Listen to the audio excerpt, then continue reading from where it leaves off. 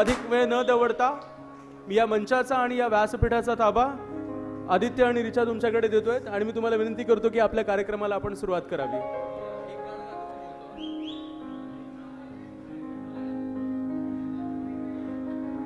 कोणत्याही कार्यक्रमाची सुरुवात आपण गणेश वंदनाने करतो आणि आम्ही विचार केला की तसंच करू.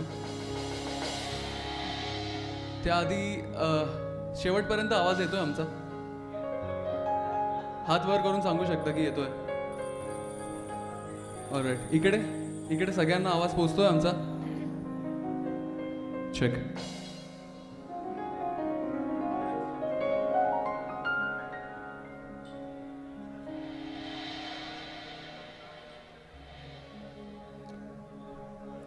सूर निरागस हो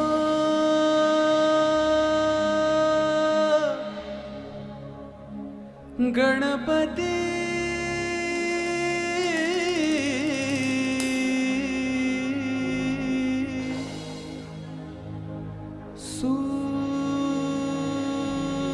सूर निरागस हो सूर निरागस हो गणपती सूर निरागस हो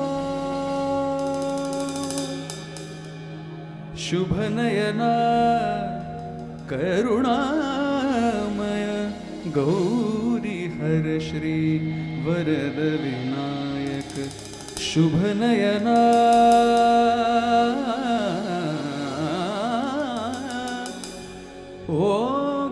ओकार गणपती ओकार गणपती अधिपती सुखपती छंदपती गंधपती लीन निरंतर हो लीन निरंतर हो सूर निरागस हो सूर निरागस हो गणपती सूर निरागस हो.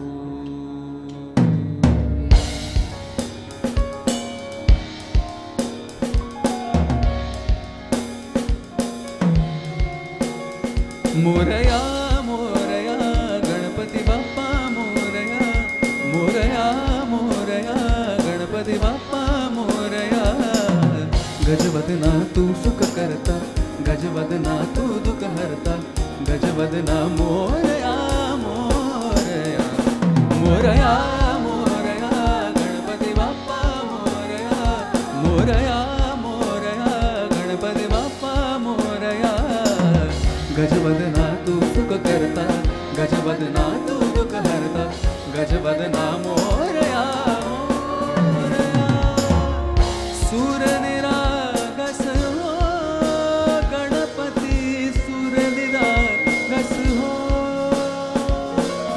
सूर निरागस हो गणपती सूर निरागस हो.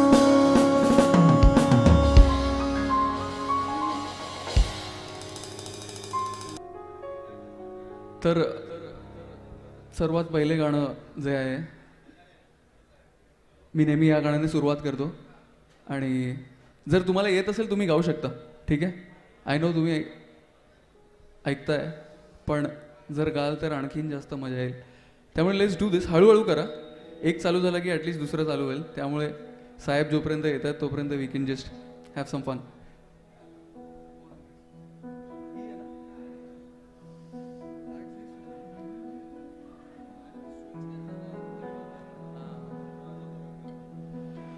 जो तुम मांगो रंग की रंगाई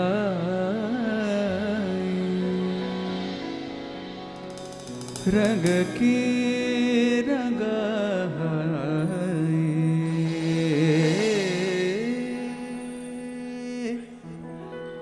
मोरा जो बन गिरवी रख ले पिया, मोरा जो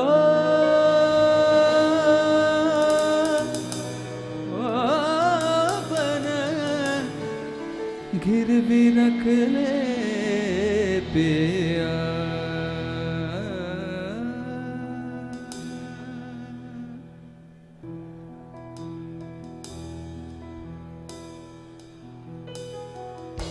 ओ रंग रेज,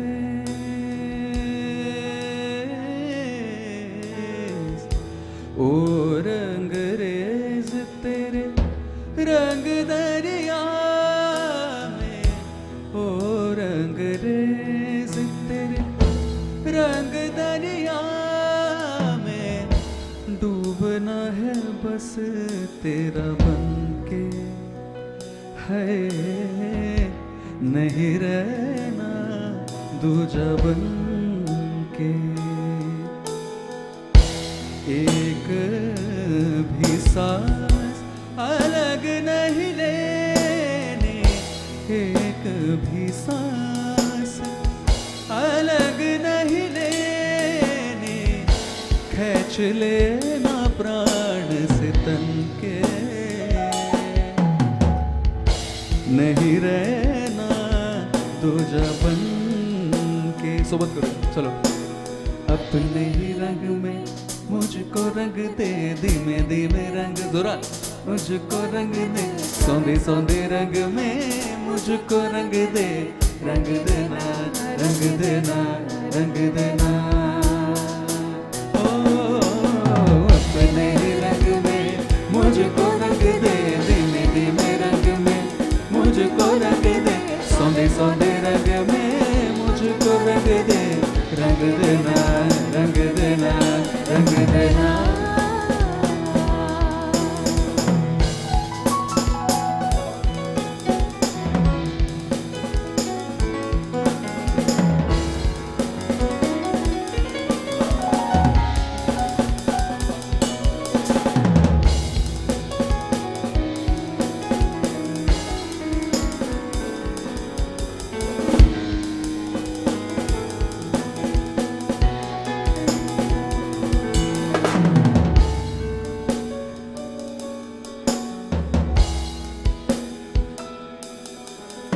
घुंघरू है तू मैं तो हूँ पाओ पिया छनननना, पीपल तू मैं तो हूँ छाओ पिया दबी हूँ मगन।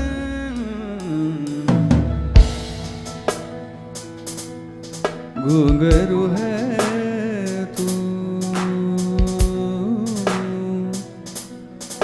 मैं तो पाओ पिया,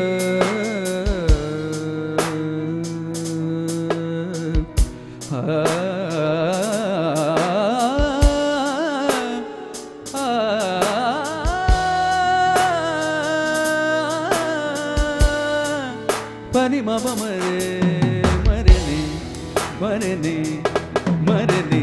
घुंघरू है तू मैं तो हूँ पाओ पिया छनननना,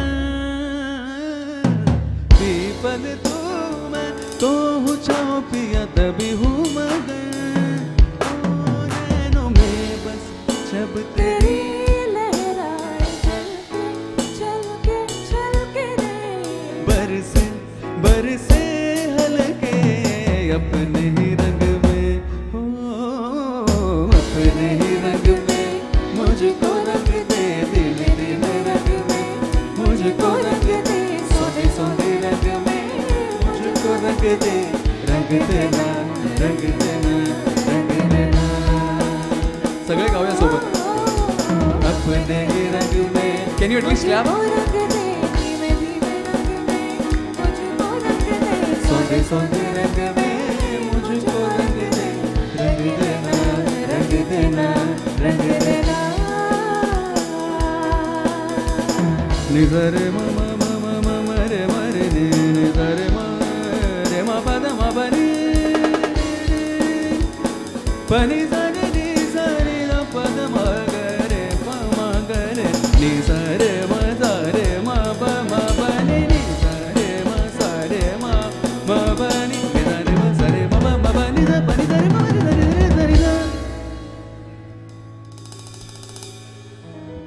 मी खूप ऐकलंय पनवेलबद्दल यार, एकदा सोबत करूया. अपने ही रंग में मुझको धीमे धीमे रंग में, मुझको रंग दे, सौंधी सौंधी रंग में, मुझको रंग एव्हरीवन रंग देना. की अलाउड नाही आहे असं नाही आहे ना, नाही गायचं असं नाही सांगितलं.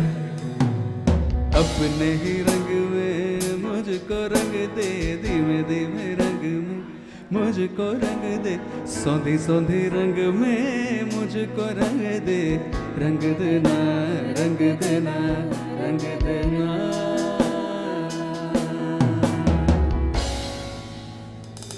थँक्यू जे गायले, थँक्यू.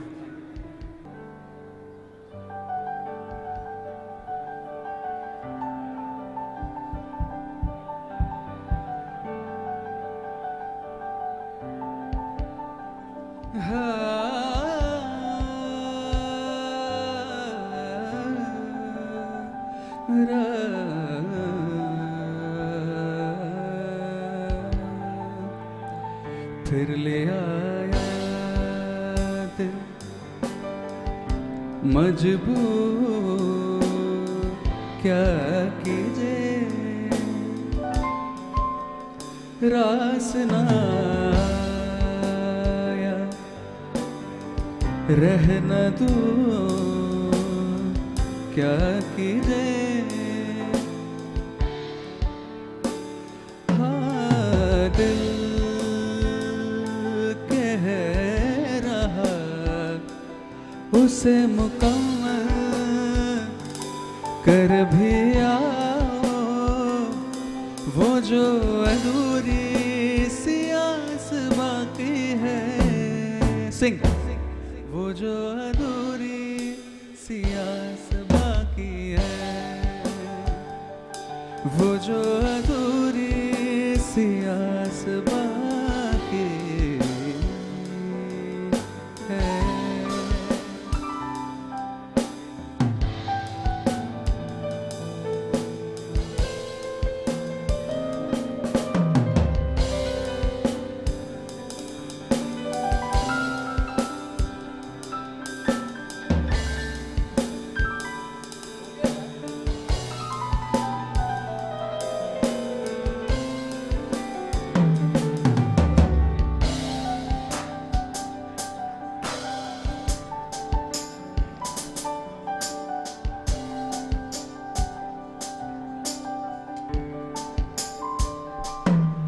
किस्मत को है ये मंजूर, क्या कीजिए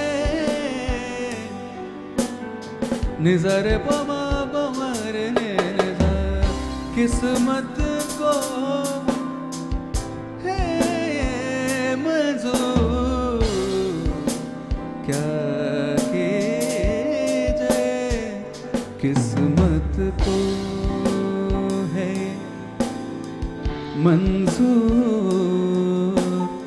क्या कीजिए. हो गई थी जो हमसे भूल, क्या कीजिए. हाँ दिल कह रहा उसे मैसर कर भी आओ, वो जो अधूरी सी आस बाकी है, वो जो अधूरी सी आस बाकी है.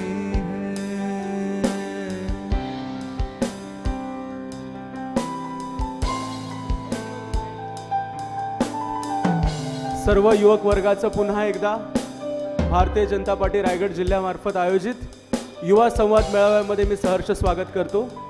आजच्या युवा संवाद मेळाव्याचे मुख्य अतिथी महाराष्ट्र राज्याचे माहिती व तंत्रज्ञान तथा सांस्कृतिक मंत्री सन्माननीय आशिष शेलार साहेब काही वेळेतच या ठिकाणी कार्यक्रमस्थळी पोहोचतील. एक साधारणतः 7:15च्या दरम्यान ते येथे पोहोचणं अपेक्षित आहे. ते आल्यानंतर त्या दरम्यान आपला एक चहा नाश्ता होईल. त्यानंतर एक साधारणतः तासभर आपला कार्यक्रम चालेल व सर्वांसाठी कार्यक्रमानंतर स्नेहभोजनाची व्यवस्था केलेली आहे. तरी कार्यक्रमानंतर स्नेहभोजनाचा आस्वाद घेतल्यानंतरच आपण या ठिकाणाहून प्रस्थान करायचं आहे. पुन्हा एकदा या संगीत महफिलीला जो मी अल्पविराम दिलाय तो मी पुन्हा मागे घेतो आणि पुन्हा एकदा विनंती करतो की आपण हा चालू ठेवावा कार्यक्रम.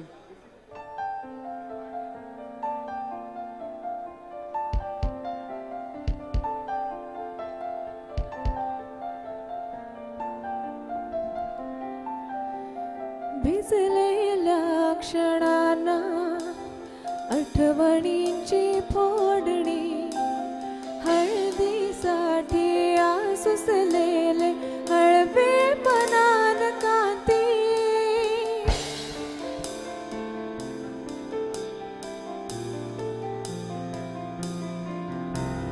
भिजलेल्या क्षणांना आठवणींची फोडणी,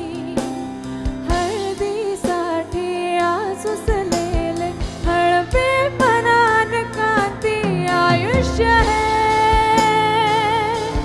चुलीवरल्या कढईतले काते पोहे, आयुष्य है चुलीवरल्या कढईतले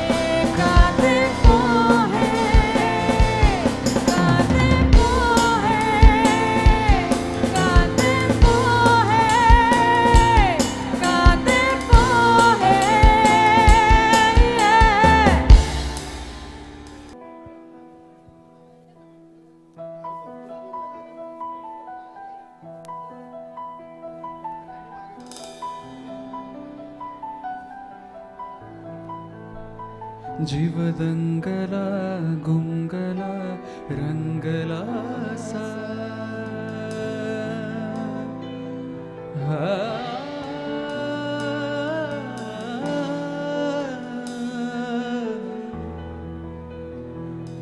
जीवदंगला गुंगला रंगला सा पिरमाची आस तू जीव लागला लाभला ध्यास ह्यो तुझा गहिवरला श्वास तो पैल तिरा देशील साथ मला देशील काळीज माझ तू सुख भरती लाले नभ भरती लाले पुनवता चांद तू जीवदंगला गुंगला रंगला सा गहिवरला श्वास तो जीव लागला लाभला ध्यास ह्यो तुझा गहिवरला श्वास तू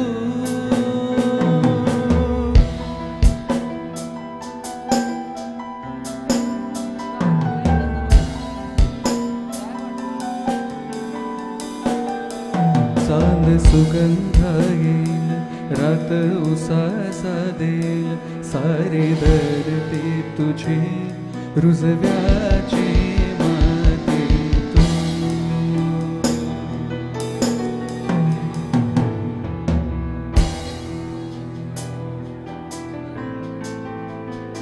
चांद सुगंधा येईल राती उसासा येईल माझी धरती तुझी रुजव्याची माती तू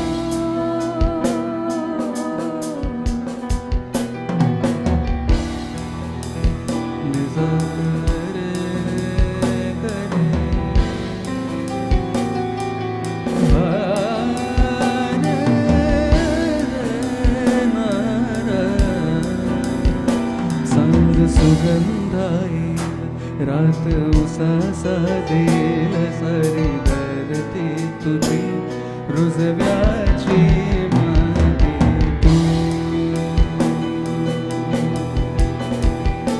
खुळ आभाळ ढगाळ त्याला रूढीचा इटळ माझ्या लाख सजणा ही काकणाची तोड माळ तू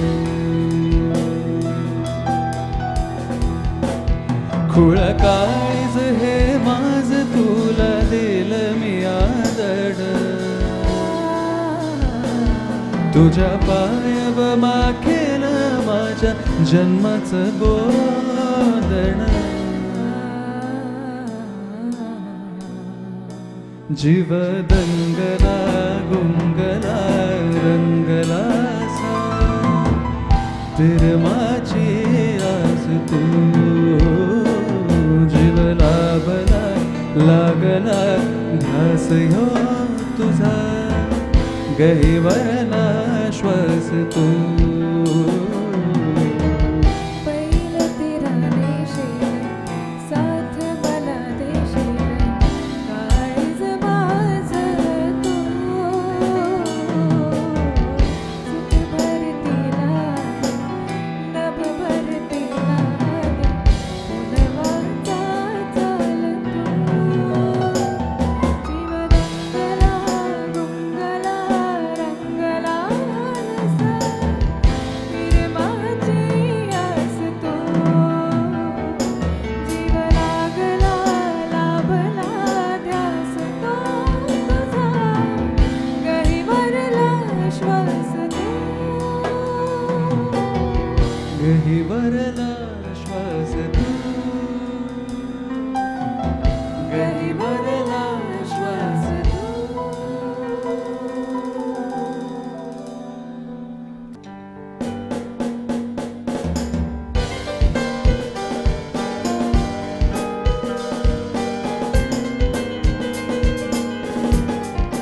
यावी रे थोडे टाळे वाजतील ना तर मजा येईल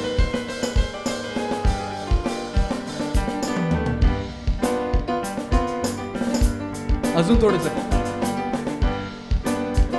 झालं आता 2 मिनिटच आहे एक हो गए हम और तुम तो उड़ गए निंदे रे तो खन की पायल मस्ती में तो कंगन कन के रे से हम्मा हम्मा हम्मा हम्मा हम्मा हे हम्मा हम्मा हम्मा हम्मा हम्मा तो पहली बार मिले तुम बेदम निकले तरारा मस्त जवानी मातम मचले रे हम्मा हम्मा हम्मा हम्मा हम्मा ये हम्मा हम्मा हम्मा हम्मा हम्मा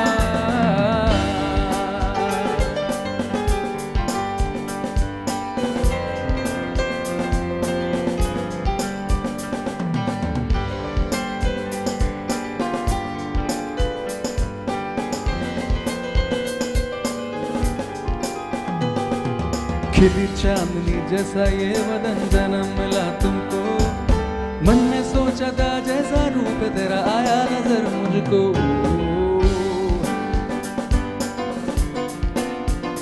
ये खिली चांदनी जैसा ये ननम ननम मिला तुमको, मन में सोचा था जैसा रूप तेरा आया नजर मुझको।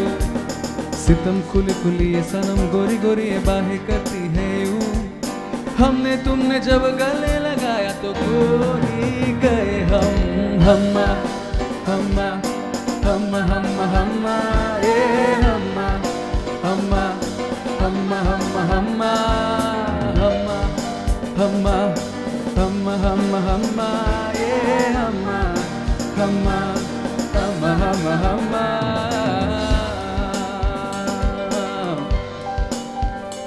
प्यार ना हो तो जिंदगी क्या है, प्यार ना हो तो बंदगी क्या है।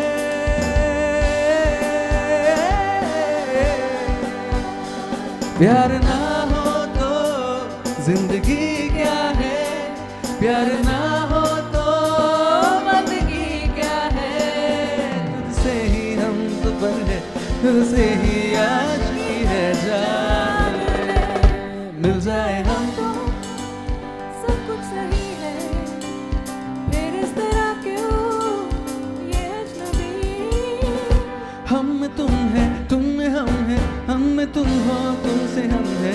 कुछ नसीब से मिलते हैं ये दिल यहाँ, हर किसी को नहीं मिलता यहाँ प्यार जिंदगी में, हर किसी को नहीं मिलता यहाँ प्यार जिंदगी में। खुश नसीब है हम जिनको है मिली ये बहार जिंदगी में, हर किसी को नहीं मिलता यहाँ प्यार जिंदगी में, हर किसी को नहीं मिलता यहाँ प्यार जिंदगी में।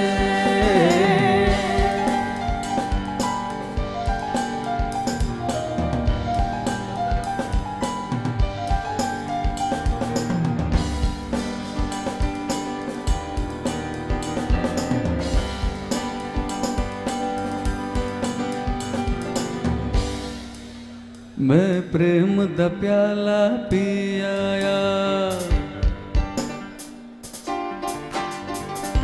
रे रे रे रे दा प्रेम दा प्याला पी आया, एक पल में सदिया जी आया, सारी मधुशाला पी आया, एक पल में सदिया जी आया। मैं जी आया, मैं जी आया, मैं प्रेम प्याला पी आया, मैं पी आया। मैं रमता जोगी, मैं रमता जोगी जोगी जोगी जोगी जोगी, मैं रमता जोगी, मैं रमता जोगी जोगी जोगी जोगी जोगी। सारी मधुशाला पी आया, मैं प्रेम प्याला पी आया, मैं भी आया, मैं भी आया, मैं जी आया, मैं जी आया, मैं पी आया। मैं रमता जोगी, मैं रमता जोगी जोगी जोगी जोगी जोगी। Niza za re za za re za za, Niza za. Can we have some claps? Come on, 1, 2, 3, 4. Niza za re za za re za za, Niza za re za za re. टाळ्या वाजू शकता सगळे एकदा एकत्र करूया सगळे, मजा आहे का? चलो, क्या बात है. 2, 3, 4. Niza za re za za re za za re za, Niza za za Niza re za za za re re, Niza re ma ni ma ba re na na. Ramta jogi, ramta jogi jogi jogi jogi jogi, ramta jogi, ramta jogi jogi jogi jogi. अलबेला सजन आयो रे, अलबेला सजन आयो रे, मोरा मन सुख पा मोरात मन सुख पायो रे अलबेला सजन आयो रे अलबेला सजन आयो रे अलबेला सजन आयो सजन आयो सजन आयो रे.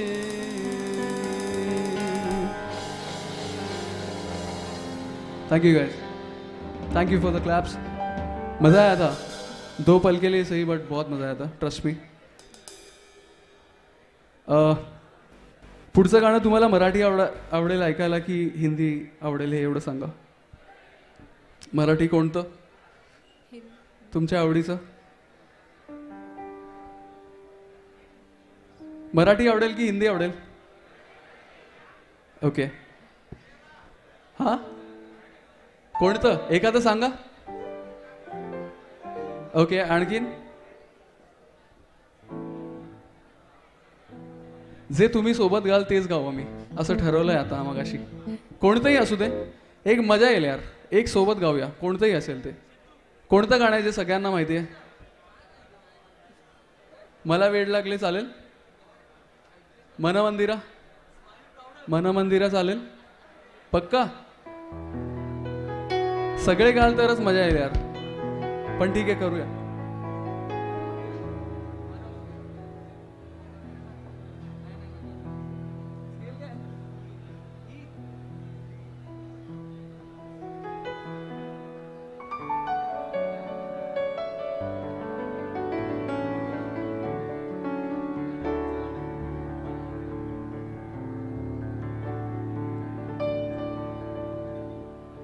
मन मंदिरा ते जाने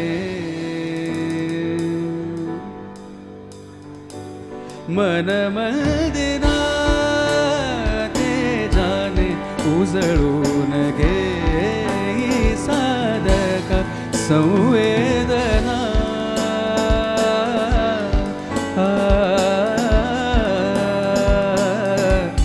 संवेदना संवाद संवेदना जवदाना मन मंदिरा ते जाने उजळून घे साधक मन मंदिरा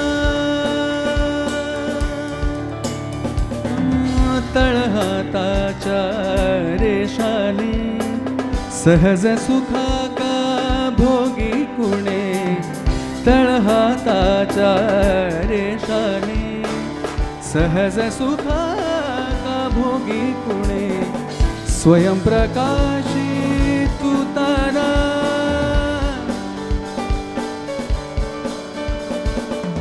स्वयंप्रकाशी तू तारा चैतन्याचा गाभारा भरपंखातून स्वप्न उद्याचे भरपंखातून स्वप्न उद्याचे झेप घेरे पाखरा उजळून घे जादगा मन मंदिरा ते जाने उजळून घे साधका मन मंदिरा मन मंदिरा मन मंदिरा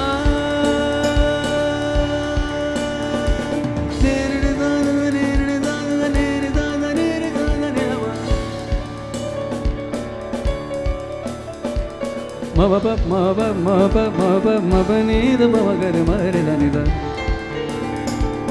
निद रे रे निद रे रे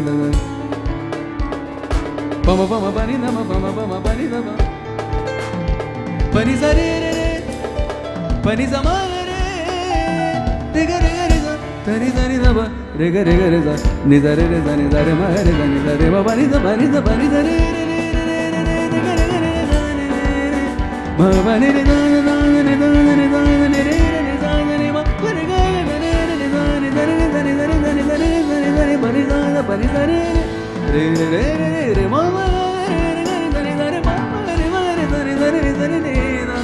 रे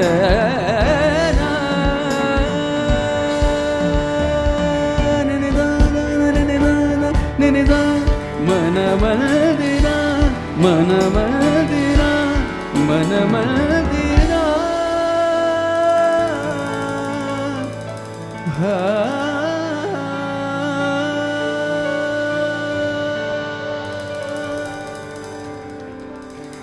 थैंक यू.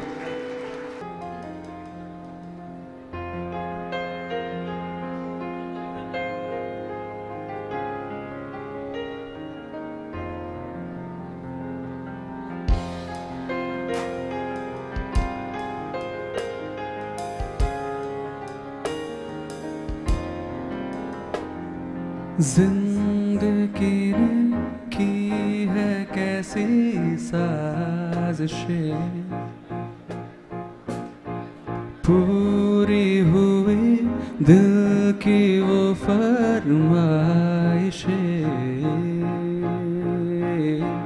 मांगी दुआ एक तुझ तक जा पहुंची परवरदिगारा कैसी सुनी तूने मेरी खामोशी परवरदिगारा. Sing along, come on. ये फितूर मेरा लाया मुझको है तेरे करीब. ये फितूर मेरा चाहत तेरी. ये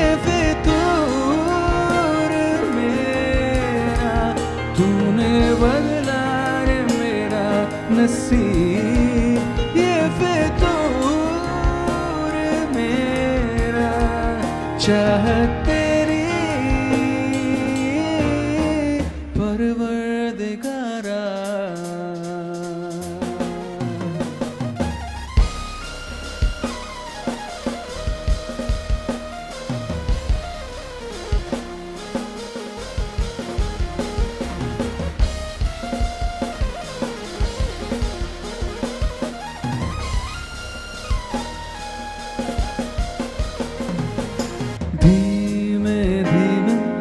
जल रही थी ख्वाहिशें पूरी हुई दिल की वो फरमाइशें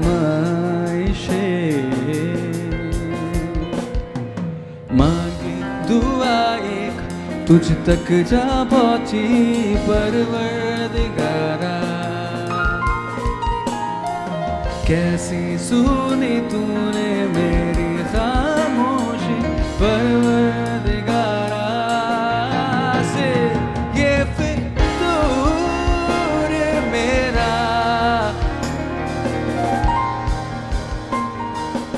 सुनाई दे रहा है. ये फितूर मेरा तूने बदला रे मेरा नसीब. ये फितूर मेरा चाहत तेरी. ये फितूर मेरा चाहत तेरी.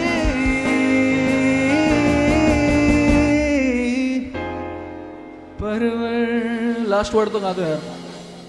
परवरदिगारा.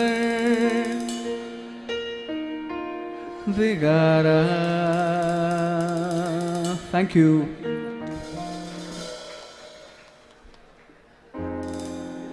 IPL बघून तर सवय असेलच ना कॅमेराची कसं वागायचं कॅमेरासमोर. You just can continue doing that. Anyways we would love if you guys sing with us. आणि मी खरंच यूथचं ऐकलंय भरपूर पण मजा नाही येते यार जसं कदाचित तुम्हाला येत नाही. But it has to go hand in hand only then it's going to go well. So let's try because that's what we have in our hands. चलो.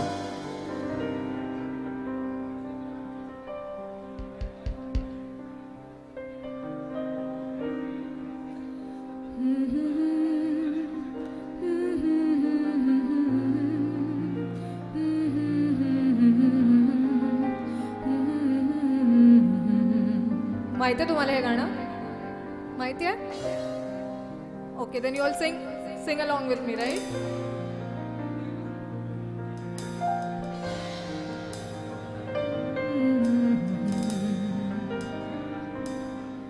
दिल को तुमसे प्यार हुआ, पहली बार हुआ, तुमसे प्यार हुआ।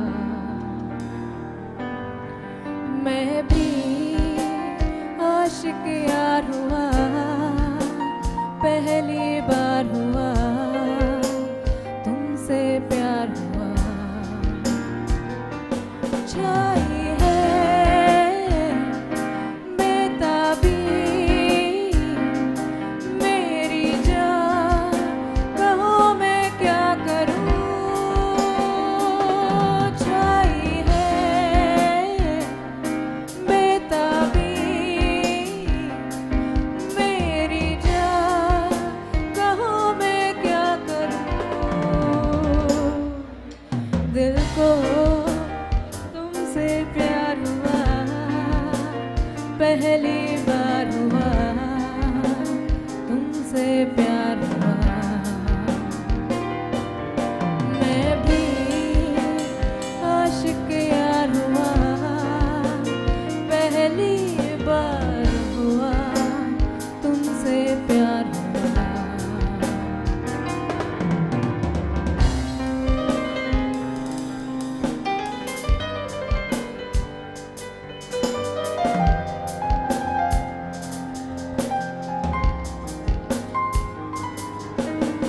खो गया मैं ख्यालों में, अब नींद भी नहीं आँखों में।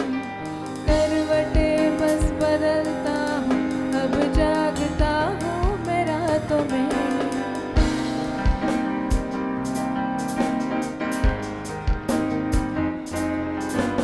खो गया मैं ख्यालों में, अब नींद भी नहीं आँखों में। करवटे बस बदलता हूँ, अब जागता हूँ मैं रातों में। अब दूरी ना सहनी, हर लम्हा कहता है ना जाने हाल मेरा ऐसा क्यों रहता है। मैं दीवाना तेरा बन गया जाने जाना, मैं फसाना तेरा बन गया जाने जाना।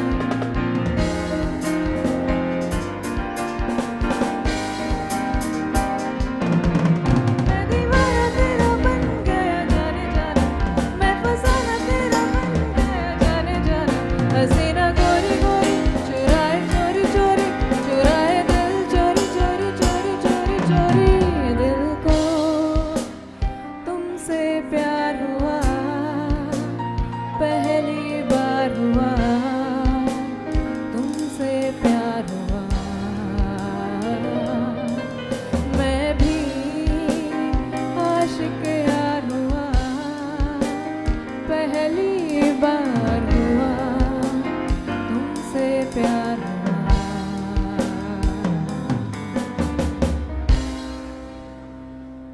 क्या बात है। Thank you guys. Yeah, it's starting to happen now. Finally. Loving it. Any Lucky Ali fans in the house? Lucky Ali? Okay, any music lovers in the house? Just 3. What do you guys like otherwise? Dance? Dance कितने लोग हैं यहाँ पर? Dance वाले कितने लोग हैं? इधर सामने आके नहीं करना है. Don't worry about that. Okay. Okay, we'll try to do a few songs. Maybe you guys can come ahead and Pal Pal which? Huh?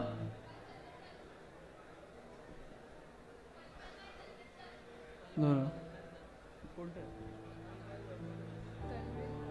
Don't know that song. Any other song that you have in mind? We can do that. Think about it till we do this one.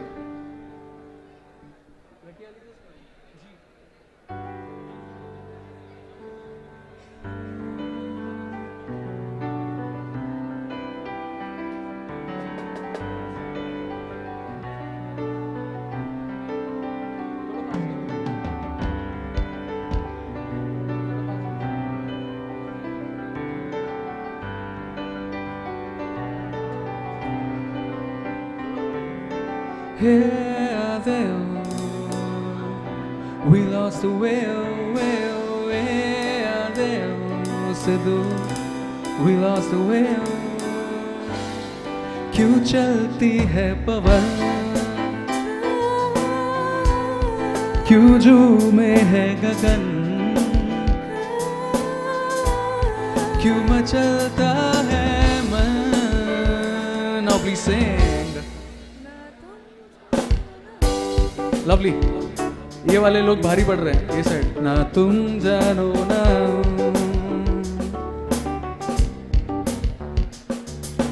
मिलके बिछड़ना तो दस्तूर हो गया.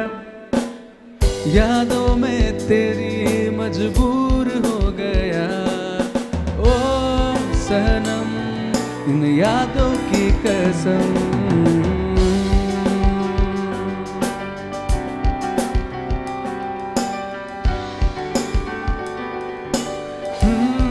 क्यों आती है बहार, क्यों लुटता है करार,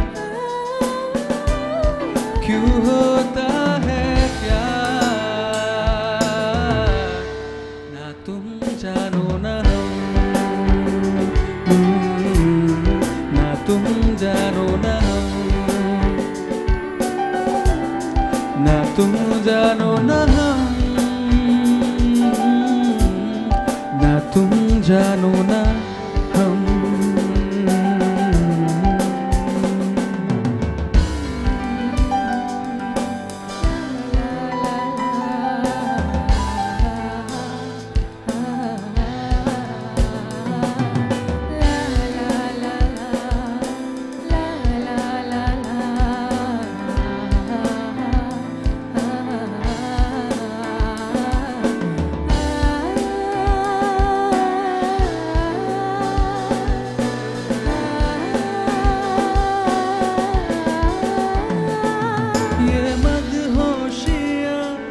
ये तन्हाइयाँ तसव्वुर में है किसकी परछाइयाँ.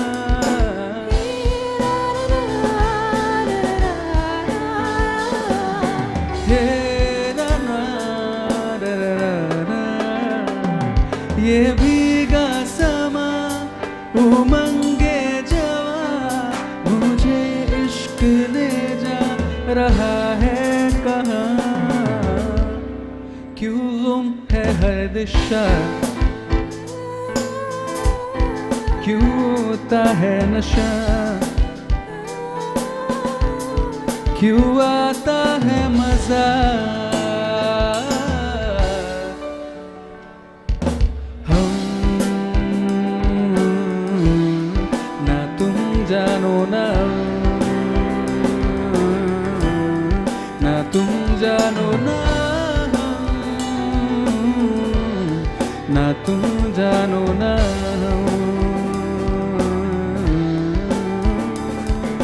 शाम सवेरे तेरी यादें आती हैं, आके दिल को मेरे यूं तड़पाती है.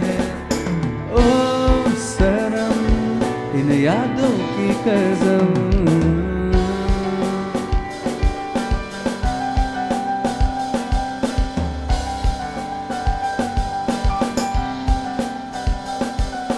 मिलके बिछड़ना तो दस्तूर हो गया. यादों में तेरी मजबूर हो गया. ओ सनम इन यादों की कसम.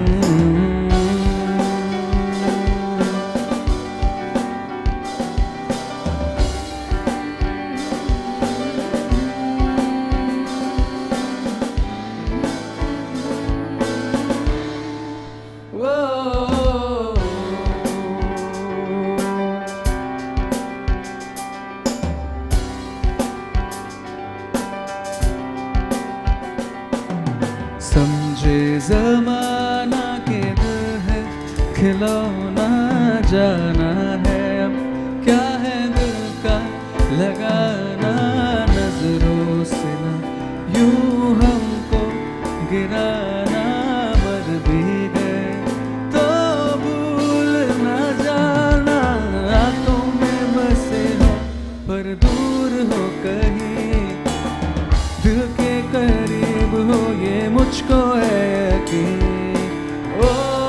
सनम मोहब्बत की कसम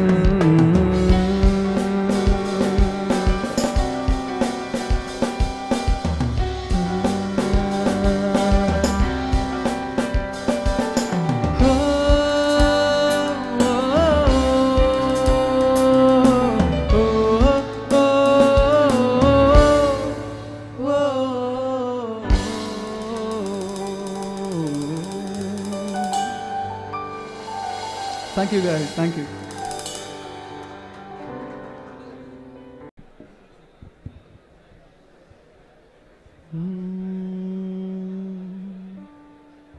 दिल क्या बात है? संभल जा जरा. प्रश्न कोणाचे असतील तर जरा लक्षात ठेवा तुम्ही.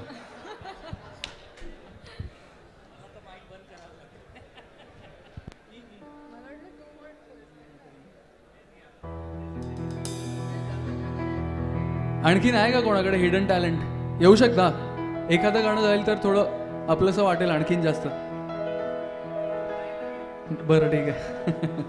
पुन्हा करूया नंतर.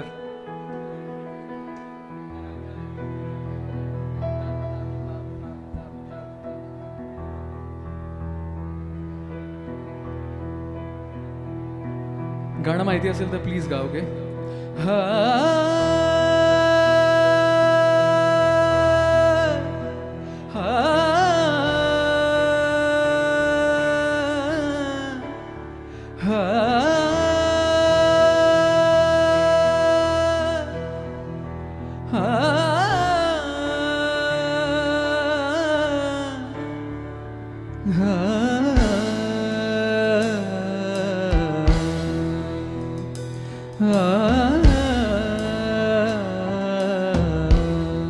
Sing along, come on.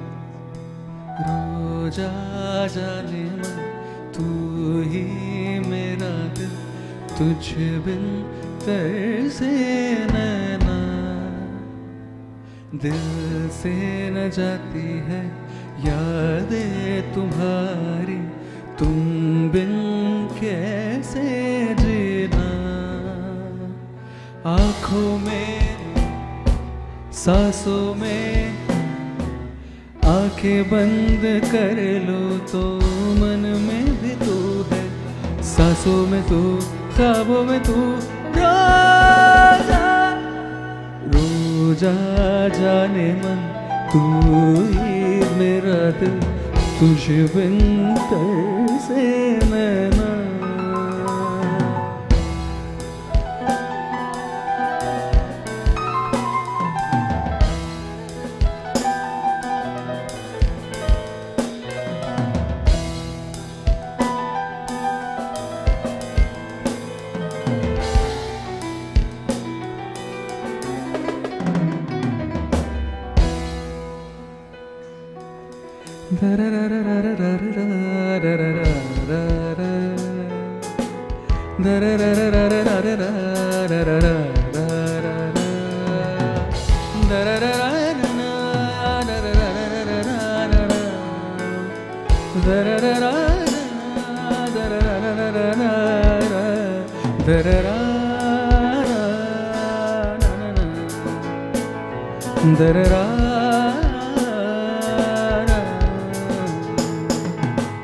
छूके उछली हवा जैसे छू गए हो तुम फूल जो खिले हो शूल बन गए हो क्यों जी रहा हूँ इसलिए दिल में प्यार है तेरा जुल्म सह रहा है क्यों इंतजार है तेरा तुमसे मिले बिना जान भी न जाएगी कयामत से पहले सामने तू आएगी कहाँ है तू कैसी है तू रोजा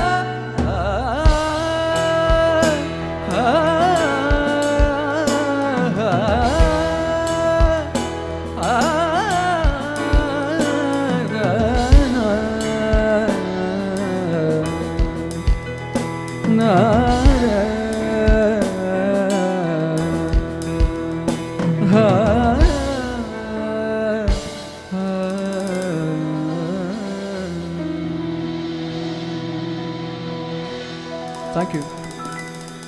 थँक्यू गाईज. हॅलो. किती जण इंस्टाग्राम वापरतात इथे? किती जण? हात वर करायला लाजू नका, बिंदास. किती जण वापरतात? सगळे. आदित्य नीला ऑफिशियल ना? आदित्य नीला ऑफिशियल त्याचं पेज आहे. जरा एकदा बघा तरी, बघा तरी. आपण ऐकतोय एवढा वेळ. कोण आहे बाबा हा? बघून घ्या. आवडला तर फॉलो करा. काय? आणि ट्रुली शक्ती, रिचा पाटील तिचं अकाउंट आहे, तेही बघून घ्या. चेक. आणि आपले मंत्री महोदय कळंबोली सर्कलपर्यंत आलेले आहेत, त्यामुळे काहीच वेळात ते आपल्या सर्वांमध्ये येत आहे. माझ्या मते आदित्य आपलं हे सेकंड लास्ट किंवा लास्ट गाणं होईल, त्यामुळे एकदा जोरदार टाळ्या आदित्यसाठी. जोरदार टाळ्या. बोला भारत माता की, भारत माता की.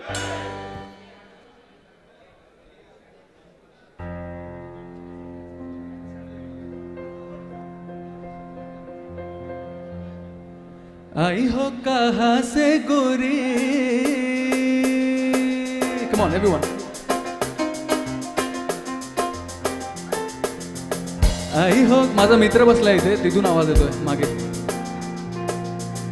आई हो कहाँ से गोरी, आंखों में प्यार लेके चढ़ती जवानी की पहली बहार लेके, दिल्ली शहर का सारा मीना बाजार लेके, दिल्ली शहर का सारा मीना बाजार लेके, झुमका बरेली वाला कानों में ऐसा डाला, झुमका बरेली वाला कानों में ऐसा डाला, झुमके ने ले ली मेरी जान. सिंग.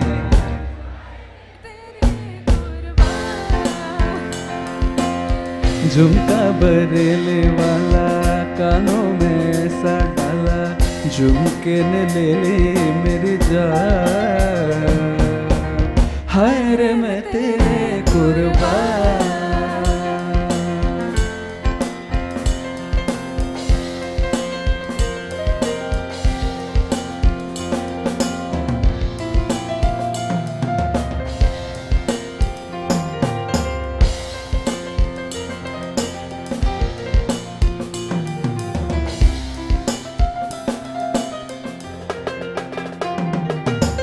मोटर ना बंगला मांगू, झुमका ना हार मांगू,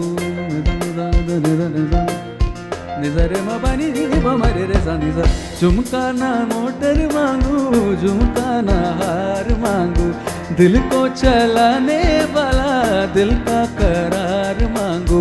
सैया बेदर्दी मेरे थोड़ा सा प्यार मांगू, सैया बेदर्दी मेरे थोड़ा सा प्यार मांगू.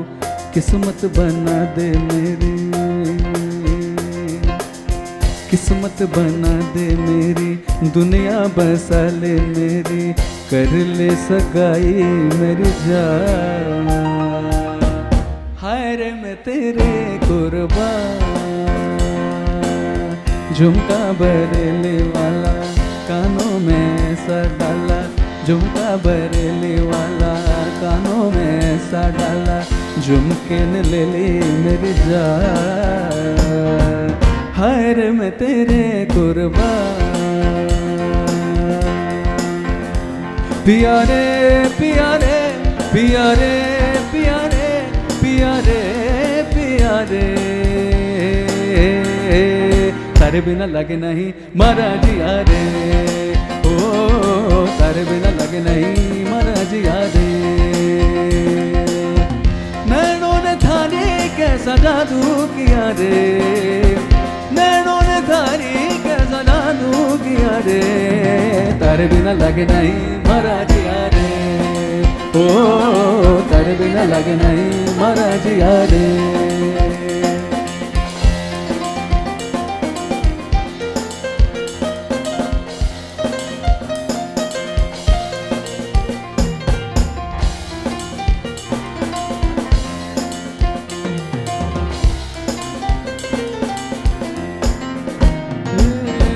तारा बिन मोहे चैन न आवे, धक धक धक मारा जी घबरावे तारा बिन मोहे चैन न आवे धक धक धक मारा जी घबरावे सुन रे बसुरिया बेरी कोयलिया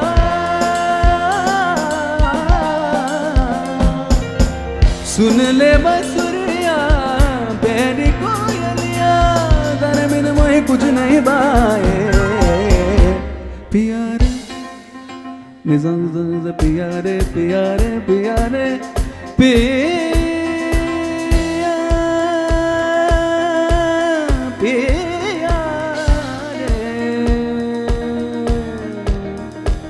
प्यारे प्यारे प्यारे प्यारे तारे बिना लगे नहीं मरा जिया रे ओ तारे बिना लगे नहीं मरा जिया रे ओ तारे बिना लगे नहीं मरा जिया रे ओ तारे बिना लगे नहीं मरा जिया तारे बिना लगे नहीं मरा जिया तारे बिना लगे नहीं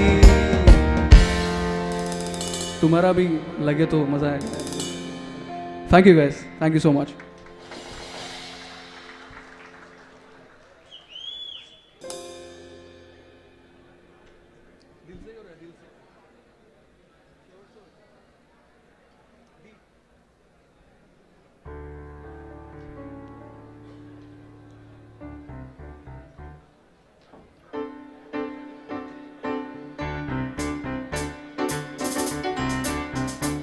गाना ओळखलंय का पता है क्या कोई 90s वाले है क्या इधर की सब जेंजी है 90s वाले कौन है 90s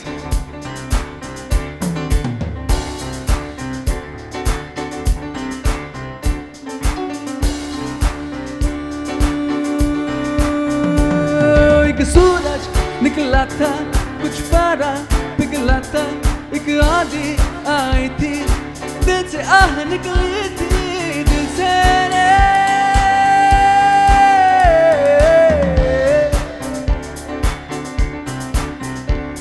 एक सूरज निकला था कुछ बारा पिघला था एक आंधी आई थी दिल से आह निकली थी दिल से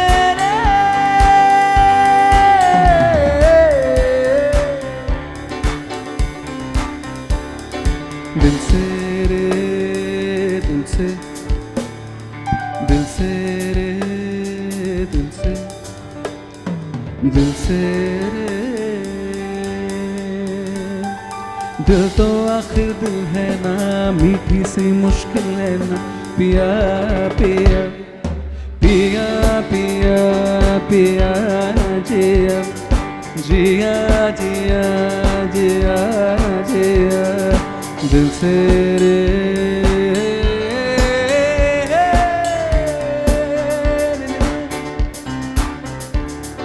ग म प म प प नि रे म म ग म प म प प नि रे म म ग म प म प प नि प सा न सा नि प म म ग सा ग म प म प प नि रे म म ग म प म प प नि रे म म ग म प म प प नि सा ग सा नि प म म ग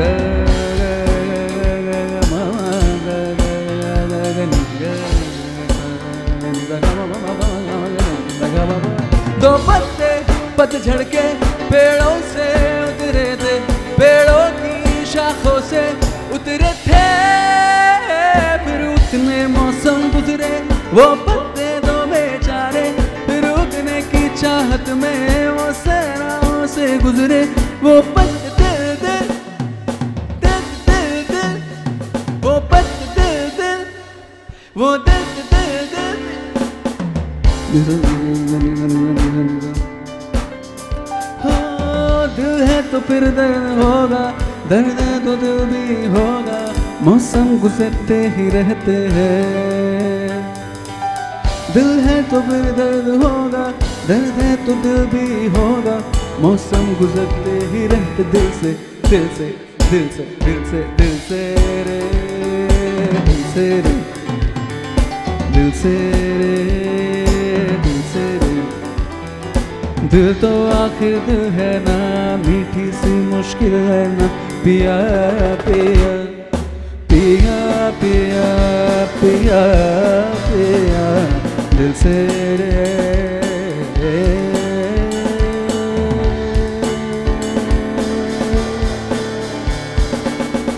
ni ba ma ga ma ga ma ga ni sa ga sa ga ma ga ma ni ba ma ga ma ga ma ga ni sa ga sa ga ma ga ma ma ni ba ma ga ma ga sa ni ba ni ba ma ga ma sa ga sa ni ba ni ba ma ga ma sa ga sa ni ba ni ba ma ga ma sa ga ni sa ga ma ba ni sa ni sa ga ma ba ni sa ni sa ga ma ba ni sa.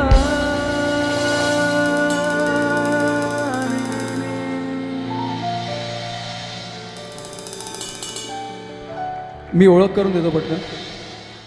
Omkar, रचा, आदित्य आणि Siddharth. Thank you so much and will proceed. Thank you. Hello hello. एकदा जोरदार टाळ्या झाल्या पाहिजेत या सुंदर अशा सांस्कृतिक सादरीकरणासाठी.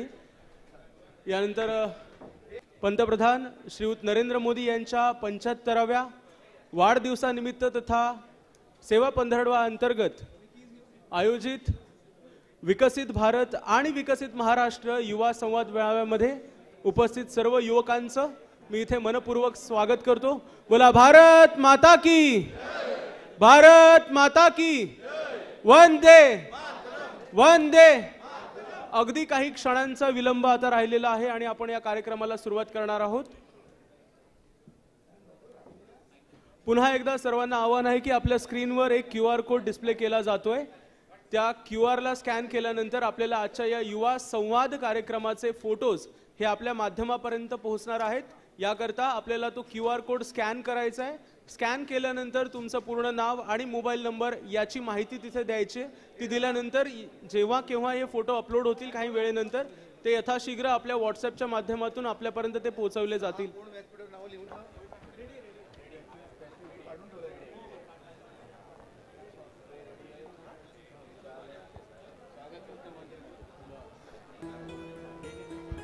बोला भारत माता की, भारत माता की. आजच्या युवा संवाद मेळाव्याचे मुख्य अतिथी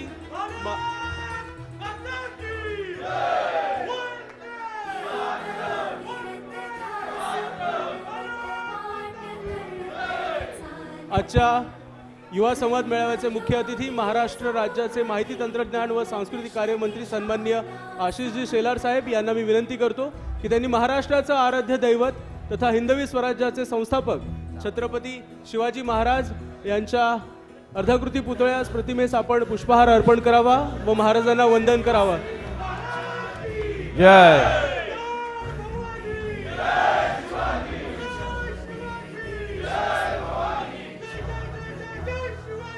जय जय जय जय जय जय भवानी.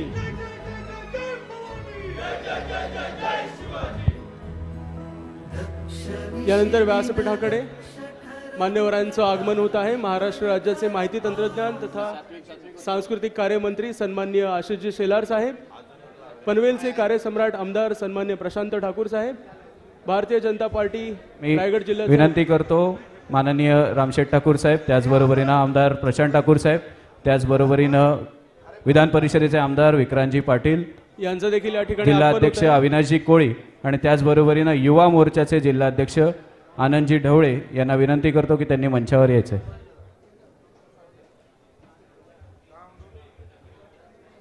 स्वागतम स्वागतम सुस्वागतम. व्यासपीठावर मान्यवरांना मी आसनस्थ होण्याची विनंती करतो. या ठिकाणी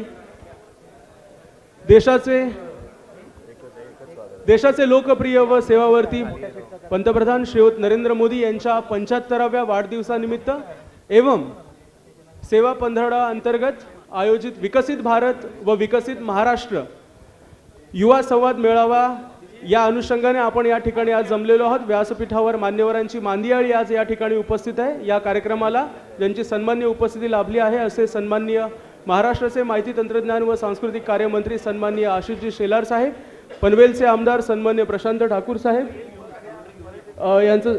यानंतर मी स्वागताकडे वळतो. याकरता मी भारतीय जनता पार्टी रायगड जिल्ह्याचे अध्यक्ष सन्माननीय अविनाश कोळी व तथा भारतीय जनता पार्टी युवा मोर्चाचे अध्यक्ष सन्माननीय आनंद ढवळे या दोघांना मी संयुक्तरित्या विनंती करतो की त्यांनी आजच्या युवा संवाद मेळाव्याचे मुख्य अतिथी व आजचे मार्गदर्शक सन्माननीय आशिषजी शेलार, माननीय मंत्री माहिती तंत्रज्ञान व सांस्कृतिक कार्य मंत्री यांचं या ठिकाणी स्वागत करत आहेत. त्यांचा यथोचित सन्मान या ठिकाणी होत आहे. एकदा जोरदार टाळ्या झाल्या पाहिजेत. भारत माता की, भारत माता की. बाकी सर्वच अतिथींचं या ठिकाणी मी शब्दसुमनांनी स्वागत करतो आणि पुढील कार्यक्रमाकडे आपण वळूया. कार्यक्रमाचं प्रास्ताविक सादर करण्यासाठी मी पनवेलचे कार्यसम्राट आमदार सन्माननीय प्रशांत ठाकूर साहेब यांना नम्रपणे आवाहन करतो, विनंती करतो. भारत माता की, वंदे. आपल्या देशाचे लाडके पंतप्रधान आणि विश्वामध्ये ज्यांनी भारताचा गौरव वाढवला असे आपल्या सर्वांचे आवडते पंतप्रधान माननीय नरेंद्र मोदीजी यांच्या अमृत महोत्सवी वाढदिवसाच्या निमित्तानं आज पनवेलमध्ये विकसित भारत आणि विकसित महाराष्ट्र या संकल्पनेवरती आपणा सर्व युवकांशी संवाद साधण्यासाठी महाराष्ट्र राज्याचे सांस्कृतिक कार्यमंत्री तथा आपल्या या महाराष्ट्राला सातत्यानं युवा ऊर्जेला प्रेरित करणारे सन्माननीय ॲडव्होकेट आशिष शेलारजी आपल्या सर्वांमध्ये उपस्थित आहेत. टाळ्यांच्या गजरामध्ये त्यांचं आपण या ठिकाणी स्वागत करूया. या देशाचं बावनकशी नेतृत्व सन्माननीय मोदीजींच्या नेतृत्वाखाली 2014 साली त्यांनी पंतप्रधान पदाची शपथ घेतल्यापासून हा देश विकासाची पावलं ज्या गतीनं चालतोय ते पाहून आबालवृद्धांमध्ये त्यांच्याविषयी निरंतर आदराची भावना आहे आणि या आदराच्या भावनेतून सातत्यानं त्यांच्याविषयी काय माहिती मिळते ही मिळवण्याचा प्रत्येकजण प्रयत्न करतोय. आज त्यांच्या नेतृत्वाखाली जम्मू काश्मीरपासून ते कन्याकुमारीपर्यंत या महाराष्ट्राचे सुपुत्र नितीनजी गडकरी यांच्या नेतृत्वाखाली होणारा रस्त्यांचा विकास असेल, रेल्वेचं जाळं नव्यानं पसरतंय, वंदे भारतपासून वेगवेगळ्या रेल्वेच्या माध्यमातून जगामधल्या कुठल्याही रेल्वे सेवेपेक्षा आपण कमी नाही अशा पद्धतीचा अभिमान बाळगत आपण आता देशभरामध्ये रेल्वेचाही प्रवास करायला लागलो. 150 पेक्षा जास्त विमानतळं या देशामध्ये निर्माण झाली. या सगळ्या विकासाला जर खऱ्या अर्थानं कोणी गती दिली ते पंतप्रधान नरेंद्र मोदीजी यांनी. आज त्यांच्या नेतृत्वाखाली होणारा हा देशाचा विकास याचं चित्र आपल्यापुढे मांडण्यासाठी सन्माननीय आशिषजी आपल्यापुढे आलेले आहेत. आज महाराष्ट्राचं आपलं खंबीर असं नेतृत्व राज्याचे मुख्यमंत्री देवेंद्रजी फडणवीस यांच्या नेतृत्वाखाली महाराष्ट्र सरकारमध्ये सांस्कृतिक कार्यमंत्री पदाची जबाबदारी ते हाताळत आहेत आणि देवेंद्रजीच्या नेतृत्वाखाली बदलणारा महाराष्ट्र कसा याचंही चित्र आपल्या डोळ्यापुढं त्यांच्या माध्यमातून उभं राहणार आहे. समृद्धी महामार्ग असेल, आपल्या पनवेलला जोडणारा अटल सेतू असू द्या किंवा मुंबईसारख्या अतिशय गजबजलेल्या शहरामध्ये मेट्रोचं जाळं उभारणं असू द्या, यासारखी अनेक कामं आज तुमच्या सगळ्यांच्याच डोळ्यापुढे उभी राहत आहेत. आणि हे सगळं करत असताना या देशाचा सांस्कृतिक वारसा, या महाराष्ट्राचा सांस्कृतिक ऐतिहासिक वारसा हा जपण्याचं काम आपल्या सांस्कृतिक मंत्रालयाच्या माध्यमातून सन्माननीय आशिषजी करतायत. आणि त्यामुळे सन्माननीय रघुजी भोसले यांची तलवार ही महाराष्ट्रात आणणं असू द्या, छत्रपती शिवाजी महाराजांची वाघ नखं ही महाराष्ट्रामध्ये आणणं असू द्या, या सगळ्याच्या माध्यमातून इतिहासाच्या त्या खुणांशी आपल्याला सुद्धा जोडण्याचा सन्माननीय आशिषजी प्रयत्न करतायत. आपण सर्व रायगड जिल्ह्यातले आहोत. आपल्या सर्वांच्या जिव्हाळ्याचा विषय म्हणजे पेण आणि परिसरामध्ये बनणाऱ्या सुबक अशा मूर्ती. या मूर्ती प्लास्टर ऑफ पॅरिसच्या बनतात म्हणून काही मंडळींनी या संदर्भामध्ये कोर्टामध्ये याचिका आणि वेगवेगळ्या गोष्टी केल्या आणि म्हणून या प्लास्टर ऑफ पॅरिसच्या मूर्तींवरती बंदी आली. विचार करूया, शाडूच्या मूर्ती त्यासुद्धा काही अंशानं त्या मूर्तीच्या वजनामुळे जड अशा मूर्ती या कशा पद्धतीनं आपण सगळे आणू शकणार. आणि त्यामुळे लाखोच्या संख्येनं पेण आणि परिसरामध्ये जे मूर्तिकार आहेत, महाराष्ट्रात मूर्तिकार आहेत, यांना या संकटातून वाचवण्यासाठी ॲडव्होकेट आशिषजी शेलार यांनी पुढाकार घेतला आणि त्याच्यामुळे प्लास्टर ऑफ पॅरिसच्या मूर्तींवरची बंदी ही उठलेली आहे. आता गणेशोत्सवाला देखील यावर्षी राज्याचा महोत्सव म्हणून त्यांनी घोषित केलं. दहीहंडी असू द्या, गणेशोत्सव असू द्या, या सगळ्याच्या माध्यमातून तरुणांना या संस्कृतीला जोडण्याचं काम आशिषजी करतायत. आणि असे आशिषजी आज या राज्यभरामध्ये प्रवास करत आज आपल्यापर्यंत या ठिकाणी पोहोचलेले आहेत. मी पुन्हा एकदा आपल्या सर्वांच्या वतीनं त्यांचं या ठिकाणी स्वागत करतो. खरं तर आशिषजी आपल्या सर्व तरुणांशी संवाद साधण्यासाठी आलेत. म्हणून आशिषजींनी सांगितलं की ज्येष्ठ मंडळी कोणीही 25च्या वरची मला समोर नकोत, कारण मला या तरुणांशी संवाद साधायचा आहे. त्यांच्या मनात काही शंका असू शकतात, या शंका याचं निरसन खऱ्या अर्थानं करता आलं तर करायचं आहे. आणि म्हणूनच आशिषजींच्या आग्रहावरून आमचे सगळे पदाधिकारी आपण बाजूला ठेवले आणि तरुण आपल्याशी थेट संवाद साधण्यासाठी आशिषजी आपल्यामध्ये आलेले आहेत. पुन्हा एकदा टाळ्यांच्या कडकडाटात त्यांचं स्वागत करूया. धन्यवाद. जय हिंद, जय महाराष्ट्र. धन्यवाद. आपण आपल्या प्रास्ताविकातून आजच्या या युवा संवाद मेळाव्याची रूपरेषा आणि त्याची ध्येय धोरणेही उद्धृत केलीत अगदी समर्पक शब्दामध्ये. यानंतर अधिक वेळ न दवडता आज आपण ज्यांना ऐकण्यासाठी, ज्यांचे विचार ऐकण्यासाठी, ज्यांचं मार्गदर्शन प्राप्त करण्यासाठी अत्यंत आतुर आहात, तरी आपल्या उत्सुकतेची क्षुधा अधिक न ताणता मी आजच्या या युवा संवाद मेळाव्याचे मुख्य अतिथी, मुख्य वक्ते, महाराष्ट्र राज्याचे माहिती व तंत्रज्ञान मंत्री तथा सांस्कृतिक कार्य मंत्री सन्माननीय आशिषजी शेलार यांना सविनय विनंती करतो की महोदय आपण आपल्या अमृतमय वाणीतून आमच्या या युवा वर्गाला दिशादर्शन करावं, त्यांच्याशी संवाद साधावं, त्यांना उपकृत करावं.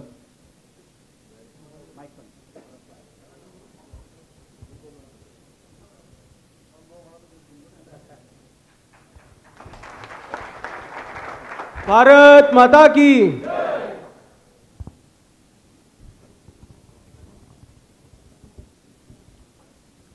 मंचावर उपस्थित सन्माननीय माजी खासदार रामशेठ ठाकूरजी, आमचे वरिष्ठ नेते माजी सभापती कोकण म्हाडाचे बाळासाहेब पाटीलजी, आमदार प्रशांत ठाकूरजी, आमदार विक्रांत पाटीलजी, अविनाश कोळीजी, परेश ठाकूरजी, प्रीतम म्हात्रेजी, आनंद ढोळेजी आणि उपस्थित सर्व युवा विद्यार्थी मित्रमैत्रिणींनो, तुमचे चेहरे बघितल्यावर माझ्या लक्षात येत आहे अर्ध्या लोकांच्या मनात हे आहे की हा कार्यक्रम कधी संपतोय आणि आम्ही जातोय.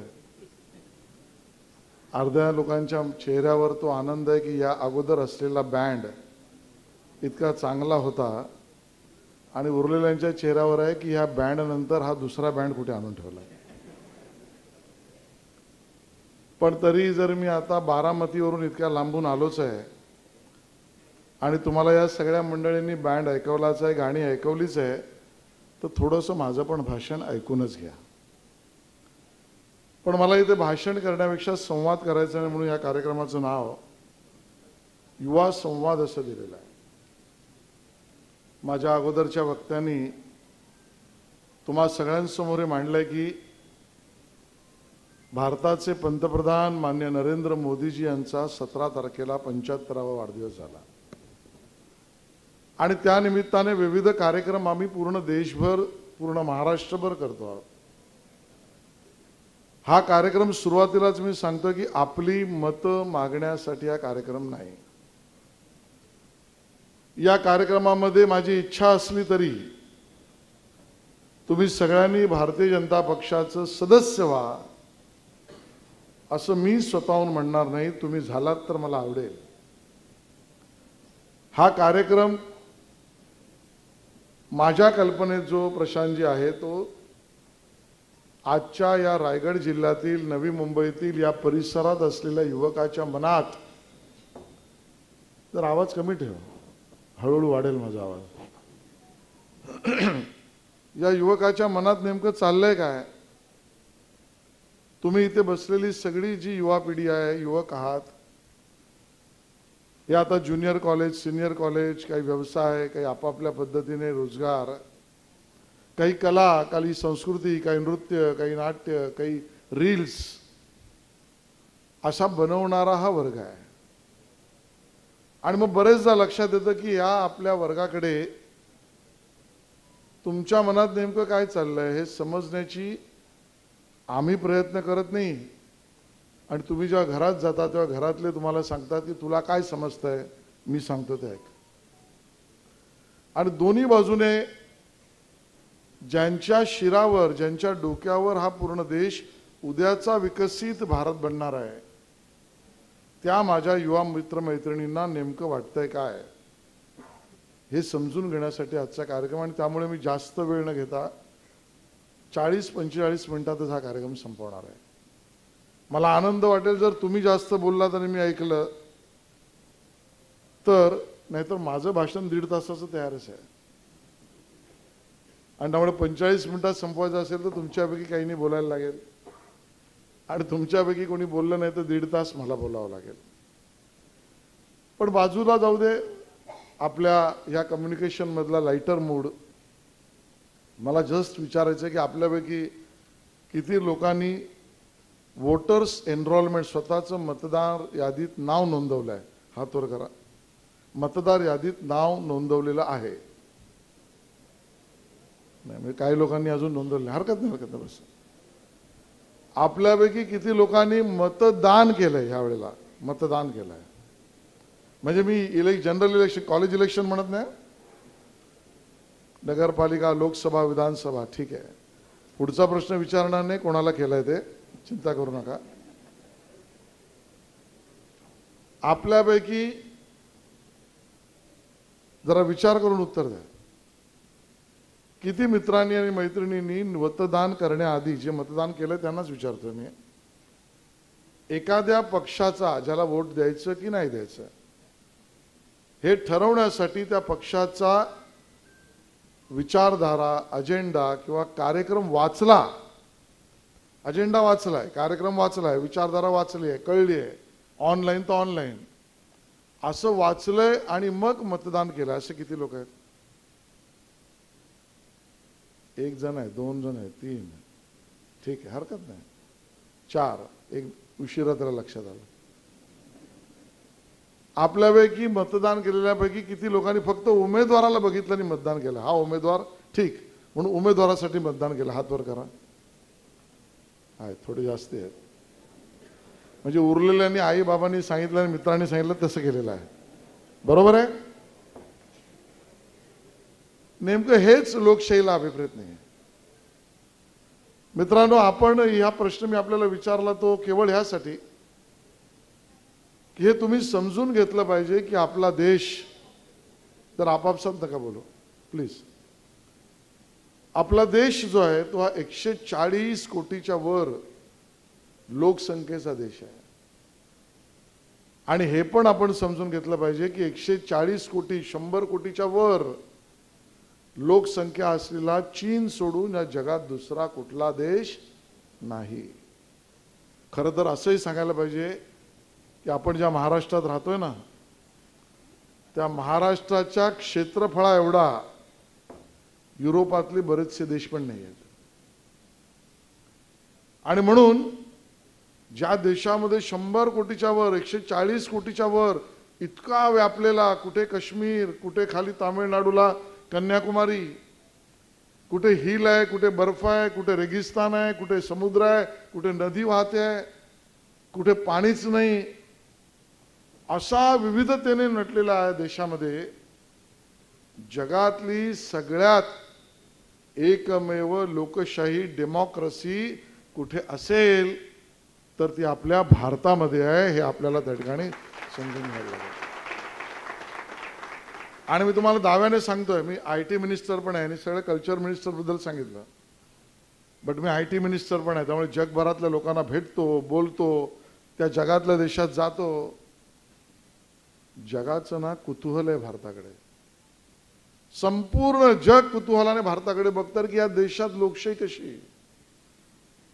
काही मैल गेल्यावर माणसाची बोलीभाषा बदलते, हेल बदलतोय, टोन बदलतोय, बोलण्याची पद्धत बदलते, कपड्याची पद्धत बदलते, जेवणाची पद्धत बदलते, अगदी नाचण्याची पद्धत सुद्धा बदलते, गाण्याची पद्धत सुद्धा बदलते. या देशामध्ये कुठे नॉर्थ ईस्टला मंगोलियन फीचर आहेत, चेहऱ्याचे, कुठे रंग वेगळा आहे, कुठे बोलीभाषा वेगळी आहे, तरी या देशामध्ये एक राहून या देशातली लोकशाही टिकली आहे कशी.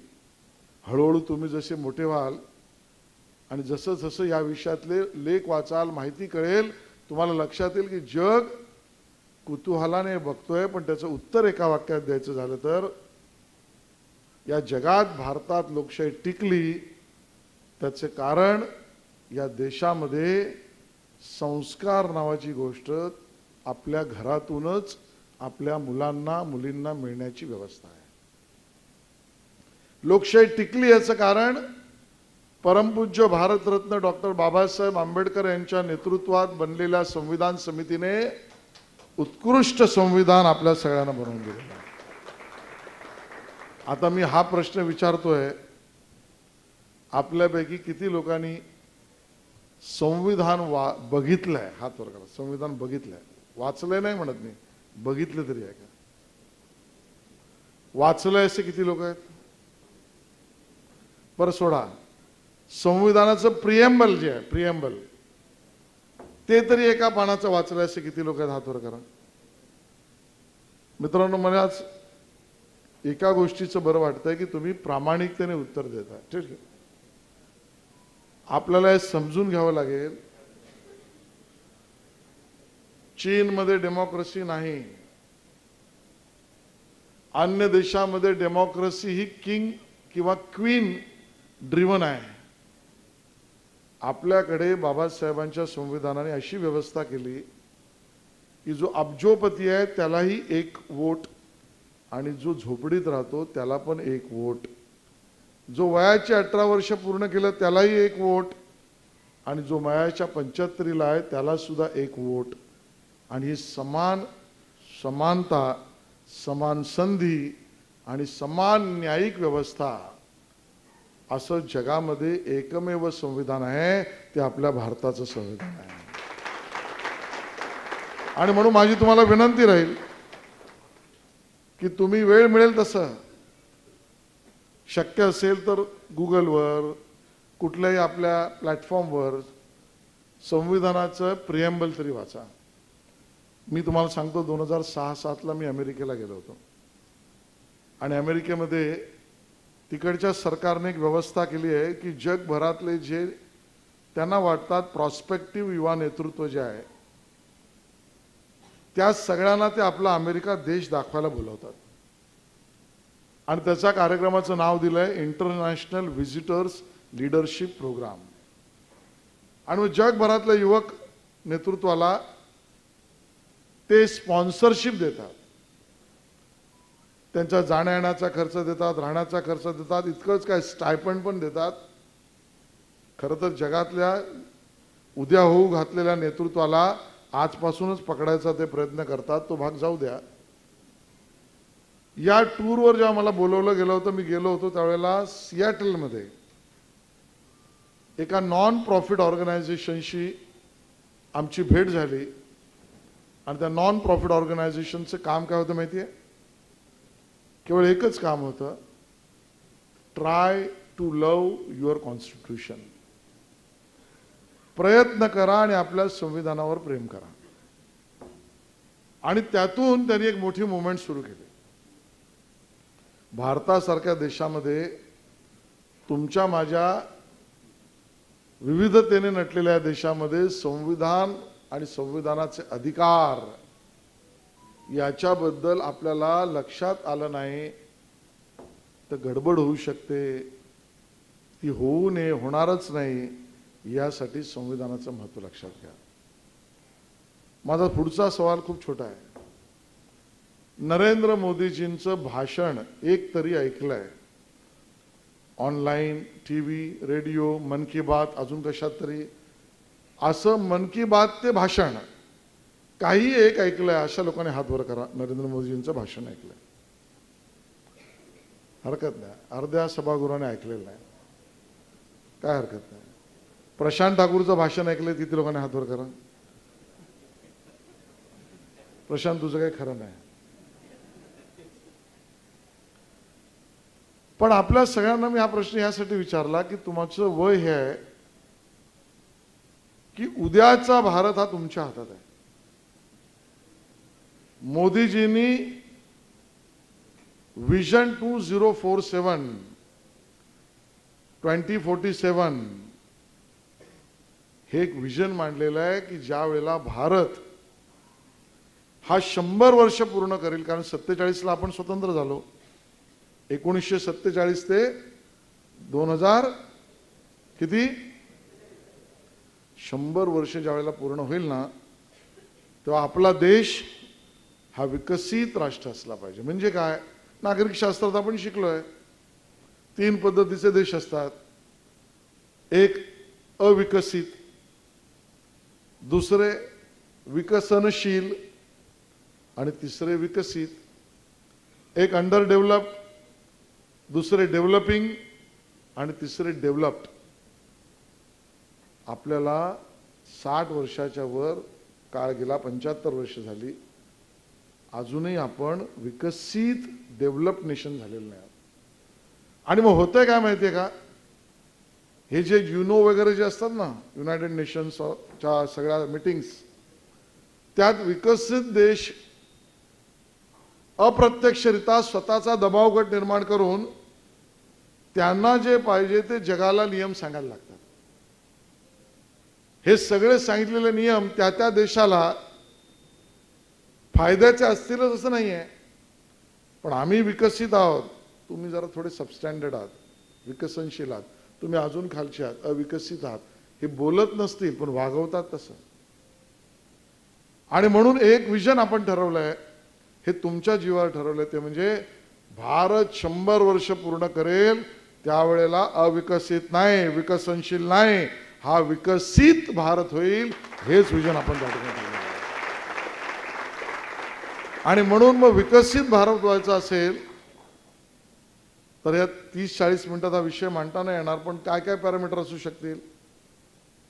समाज चांगला आहे, विद्यार्थ्यांच्या शिक्षणाची व्यवस्था आहे, शिक्षणानंतर संशोधनाची व्यवस्था आहे, संशोधनानंतर त्यांच्या हाताला काम मिळण्याची व्यवस्था आहे, स्वतःची इनोव्हेटिव्ह एंटरप्रेन्योरशिप, सृजनशीलता याला वाव आहे, आपल्या अर्थसंकल्पामध्ये ताकद आहे, आपल्या करन्सीवर, पैशावर, रुपयावर लोकांचा विश्वास आहे, बेरोजगारीचा दर घटत आहे, शेतकऱ्यांच्या हाताला काम मिळत आहे, त्यांना कुठेही नुकसान होत नाही, माता भगिनींवर कुठलाही अन्याय होणार नाही, आणि अशा वेगवेगळ्या प्रकाराने समान संधी हे विकसित देशाची पॅरामीटर्स आहेत. मला हा कार्यक्रम रायगडमध्ये किंवा ह्या ठिकाणी का घ्यायला लागला रामशेठ ठाकूरजी, याचं कारण तुम्ही समजून घ्या, कारण तुम्ही इथे राहणारे आहात. उद्याच्या महाराष्ट्राचं सर्वात महत्त्वाचं केंद्र, मी तर म्हणेन केवळ महाराष्ट्राचं नाही, उद्याच्या भारताचं सगळ्यात महत्त्वाचं केंद्र हे आपला रायगड जिल्हा आणि हा परिसर बनणार आहे. आणि मग या काळात माझे युवक मित्र मैत्रिणी जर तयारच नसतील तर काय होईल. एवढं मोठं एअरपोर्ट येणार आहे, आता तर सुरू होईल. जगातली मोठी सॅटेलाइट सिटी येणार आहे, जगातला भारतातली मोठी मेड सिटी, मेडिकल सिटी, भारतातली मोठी सिटी, एज्युकेशन सिटी, भारतातली सगळ्यात मोठी स्पोर्ट्स सिटी, या ठिकाणी मोठी स्टेडियम्स बनणार आहे, डोम बनणार आहे, रिक्रिएशन टू रिहॅबिलिटेशन सगळंच रायगड जिल्ह्यामध्ये बनणार आहे. आणि मग तुमची पिढी आणि तुमच्या पुढची पिढी या सगळ्याचं जर बेनिफिट तुम्ही नाही अट्रॅक्ट करू शकलात तर पुन्हा तोच विषय येईल, आम्ही इथे राहिलो आणि कोणीतरी येऊन फायदा घेऊन गेला.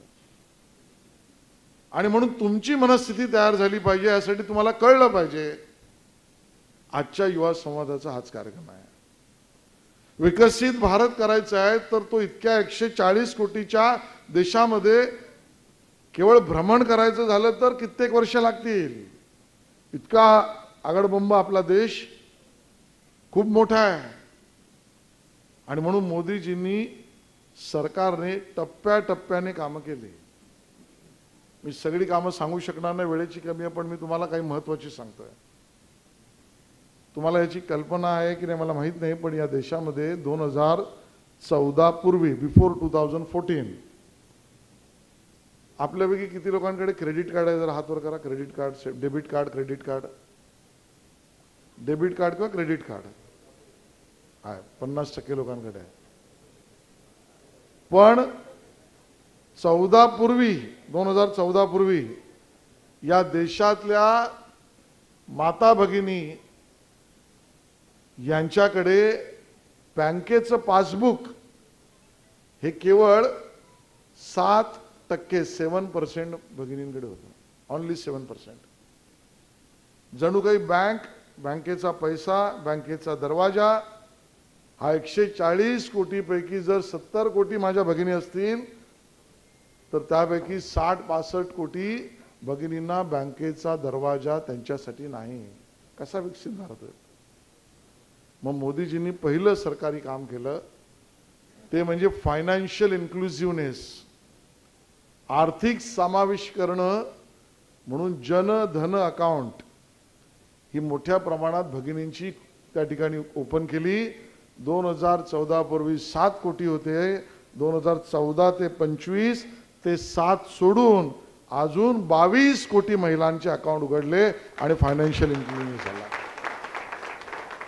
मग आता लक्षात येतं त्याचे फायदे. ज्या कोणाला स्कॉलरशिप मिळते ना त्याचे पैसे थेट अकाउंटवर येतात.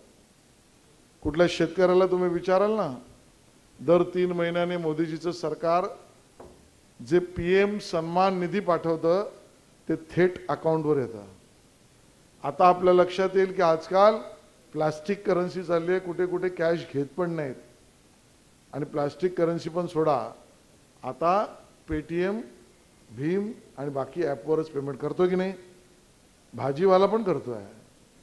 14 पूर्वी रिक्षावाला, भाजीवाला कोणाकडेही ॲप नव्हतं. ही फायनान्शियल मोठी इन्क्लुझिव्हनेस. आणि म्हणून जगाचं आश्चर्य आहे की या देशामध्ये ट्रान्झॅक्शन, पैसे जाणं आणि येणं हे जवळजवळ 7-8 हजार कोटीच्या वर हे विदाऊट कॅश देता चाललंय. असा देश जगात कुठला नाही आहे. आणि म्हणून भ्रष्टाचाराला आळा बसलेला आहे. पूर्वी काय व्हायचं माहिती आहे? मी त्या पंतप्रधानांचं नाव घेत नाही, तुम्ही गुगल केलं तर तुम्हाला सर्च कळेल.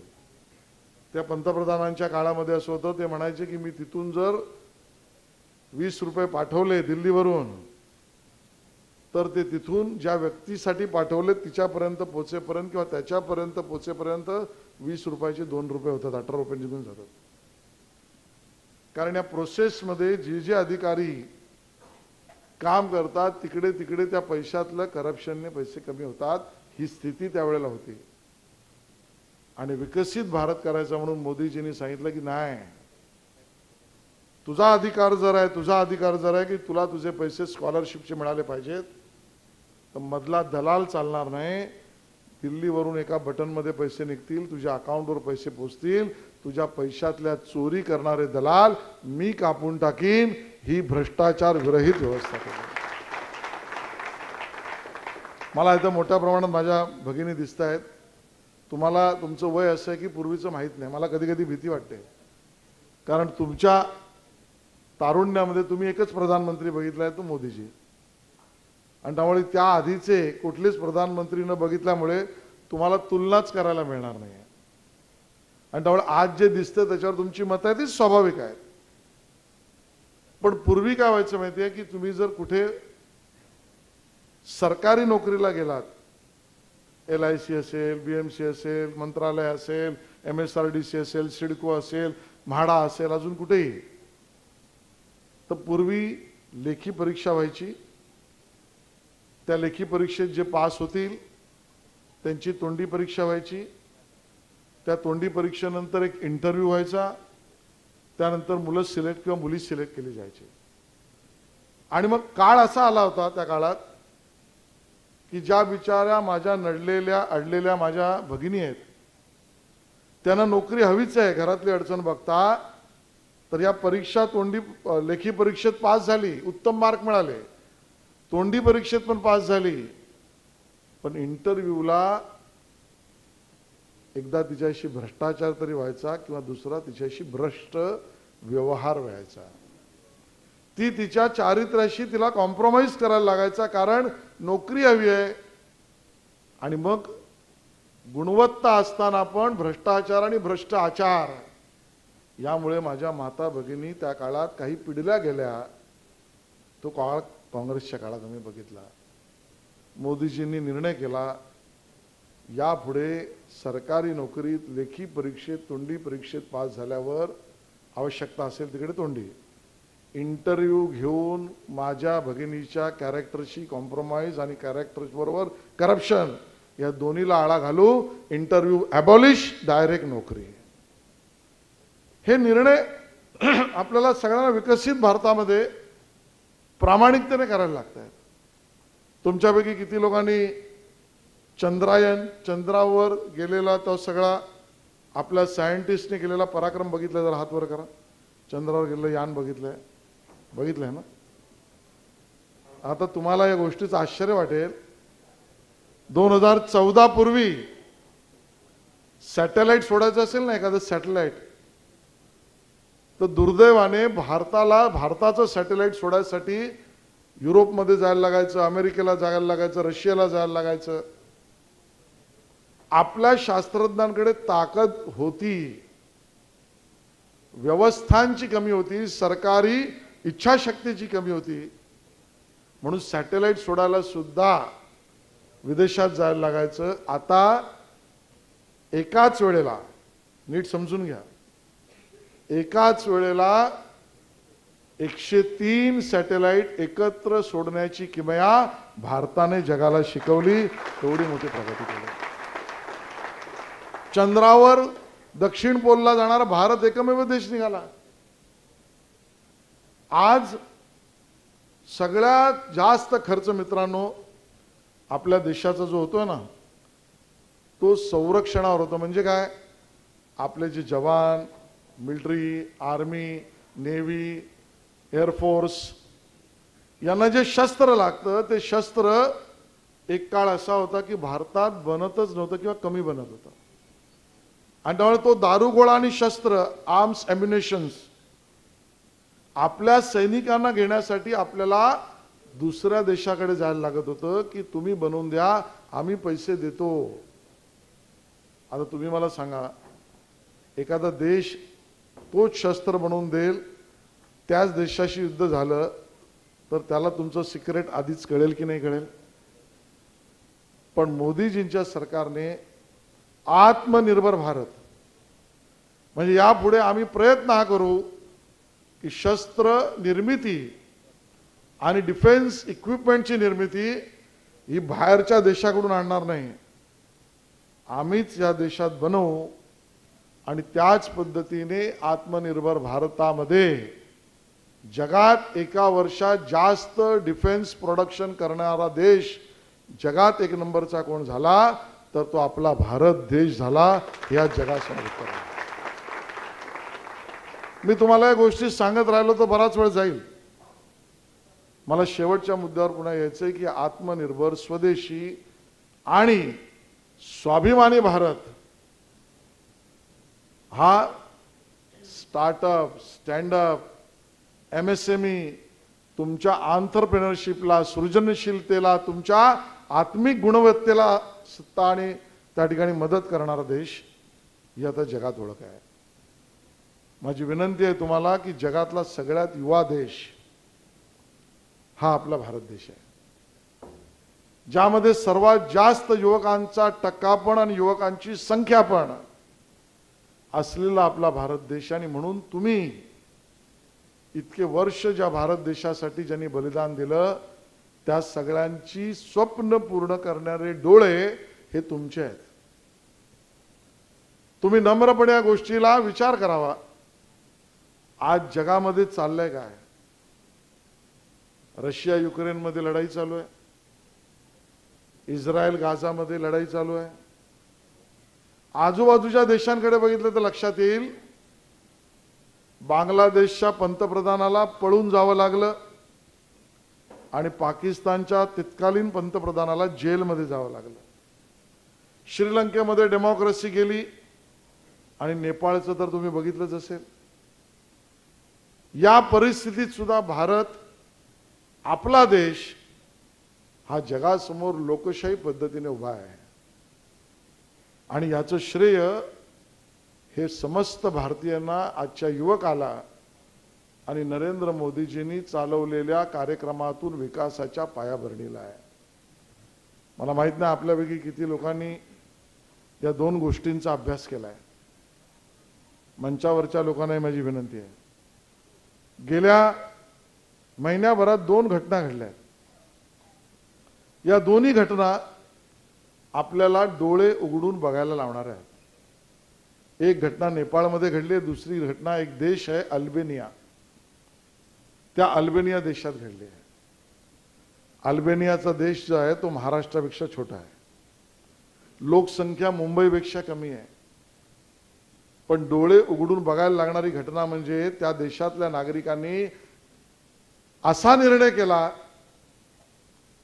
त्या कॅबिनेटने असा निर्णय केला की आम्हाला आता सुटसुटीत, सरळ, भ्रष्टाचार विरहित, पारदर्शक, सहजतेने काम करणारी कार्यपद्धती आणि नेतृत्व हवं.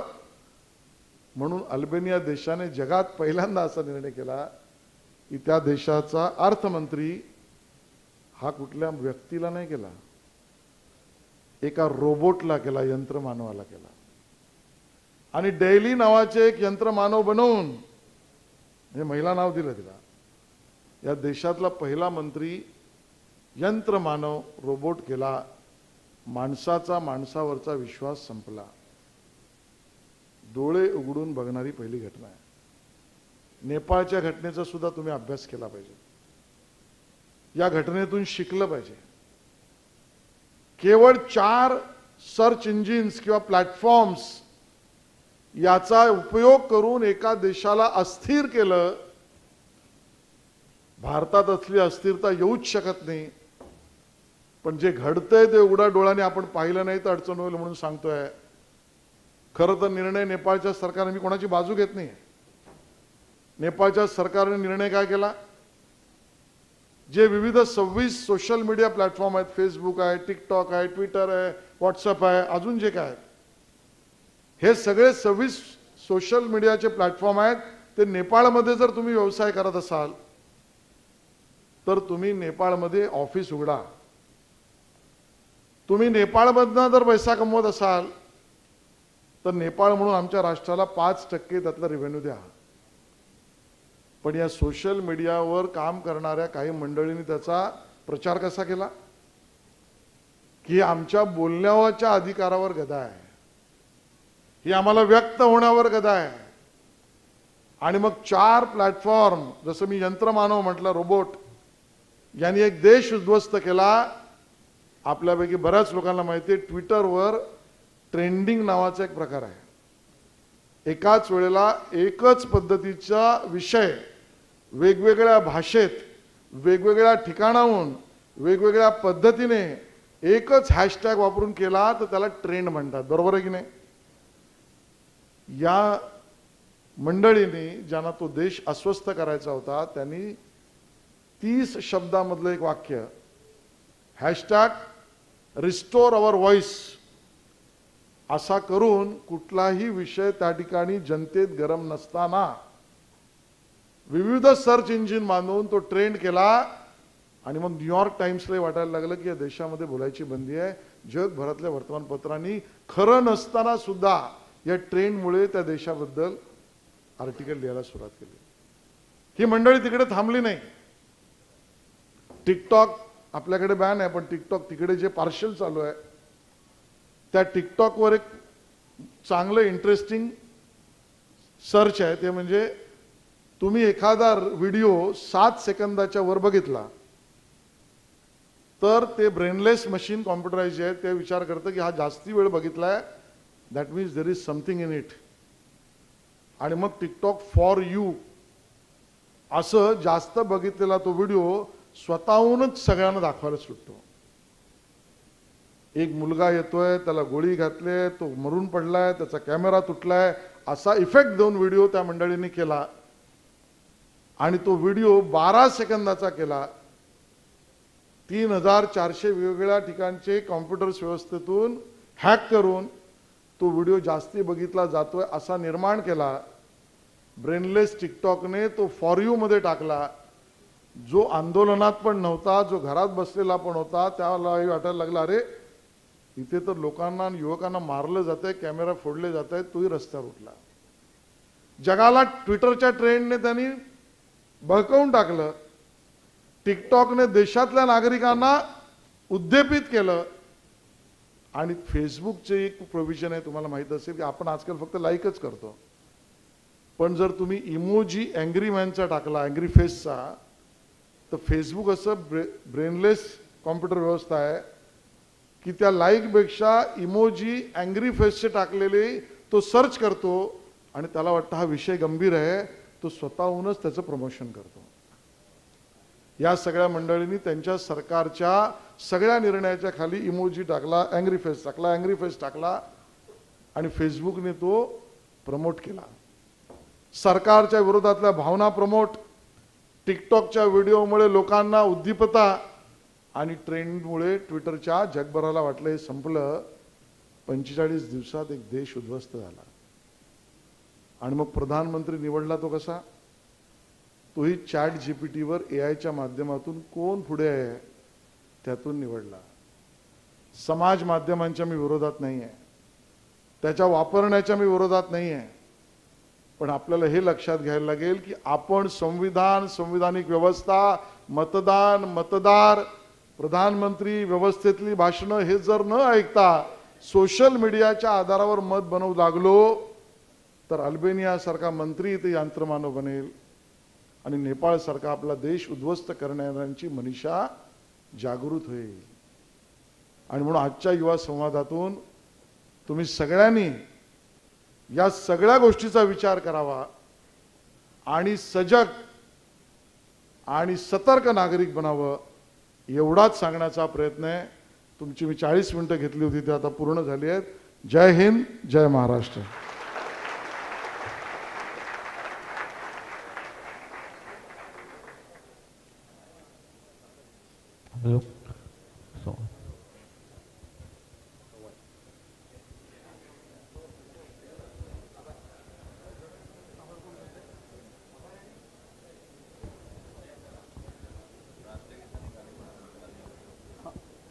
धन्यवाद सर. आपण आपल्या संबोधनातून विकसित भारताची संकल्पना खऱ्या अर्थानं अतिशय सुलभ आणि लाघवी शैलीत आमच्या युवा मित्रमैत्रिणींसमोर मांडली आणि नक्कीच आम्हाला खात्री आहे की देशाचं हे बदलतं स्वरूप, राज्याचं हे बदलतं स्वरूप आणि प्रागतिक भारत आणि प्रागतिक महाराष्ट्राची संकल्पना आमच्या विद्यार्थी मित्रांपर्यंत पोहोचले.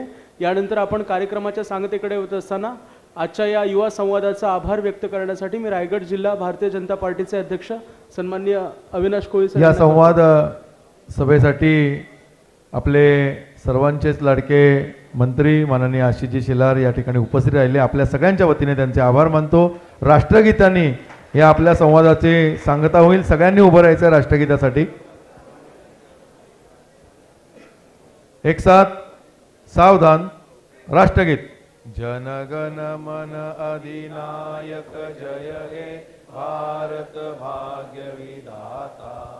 पंजाब सिंध गुजरात मराठा द्राविड उत्कल वंग विंध्य हिमाचल यमुना गंगा उच्चल जलधि तरंग. तव शुभ नामे जागे तव शुभ आशीष मागे. गाये तव जय गाथा जनगण मंगलदायक जय हे भारत भाग्य विधाता. जय हे जय हे जय हे जय जय जय जय. या ठिकाणी आपण सगळे उपस्थित राहिलात त्याबद्दल सर्वांचंच, सर्व तरुणाईचं मी आभार मानतो.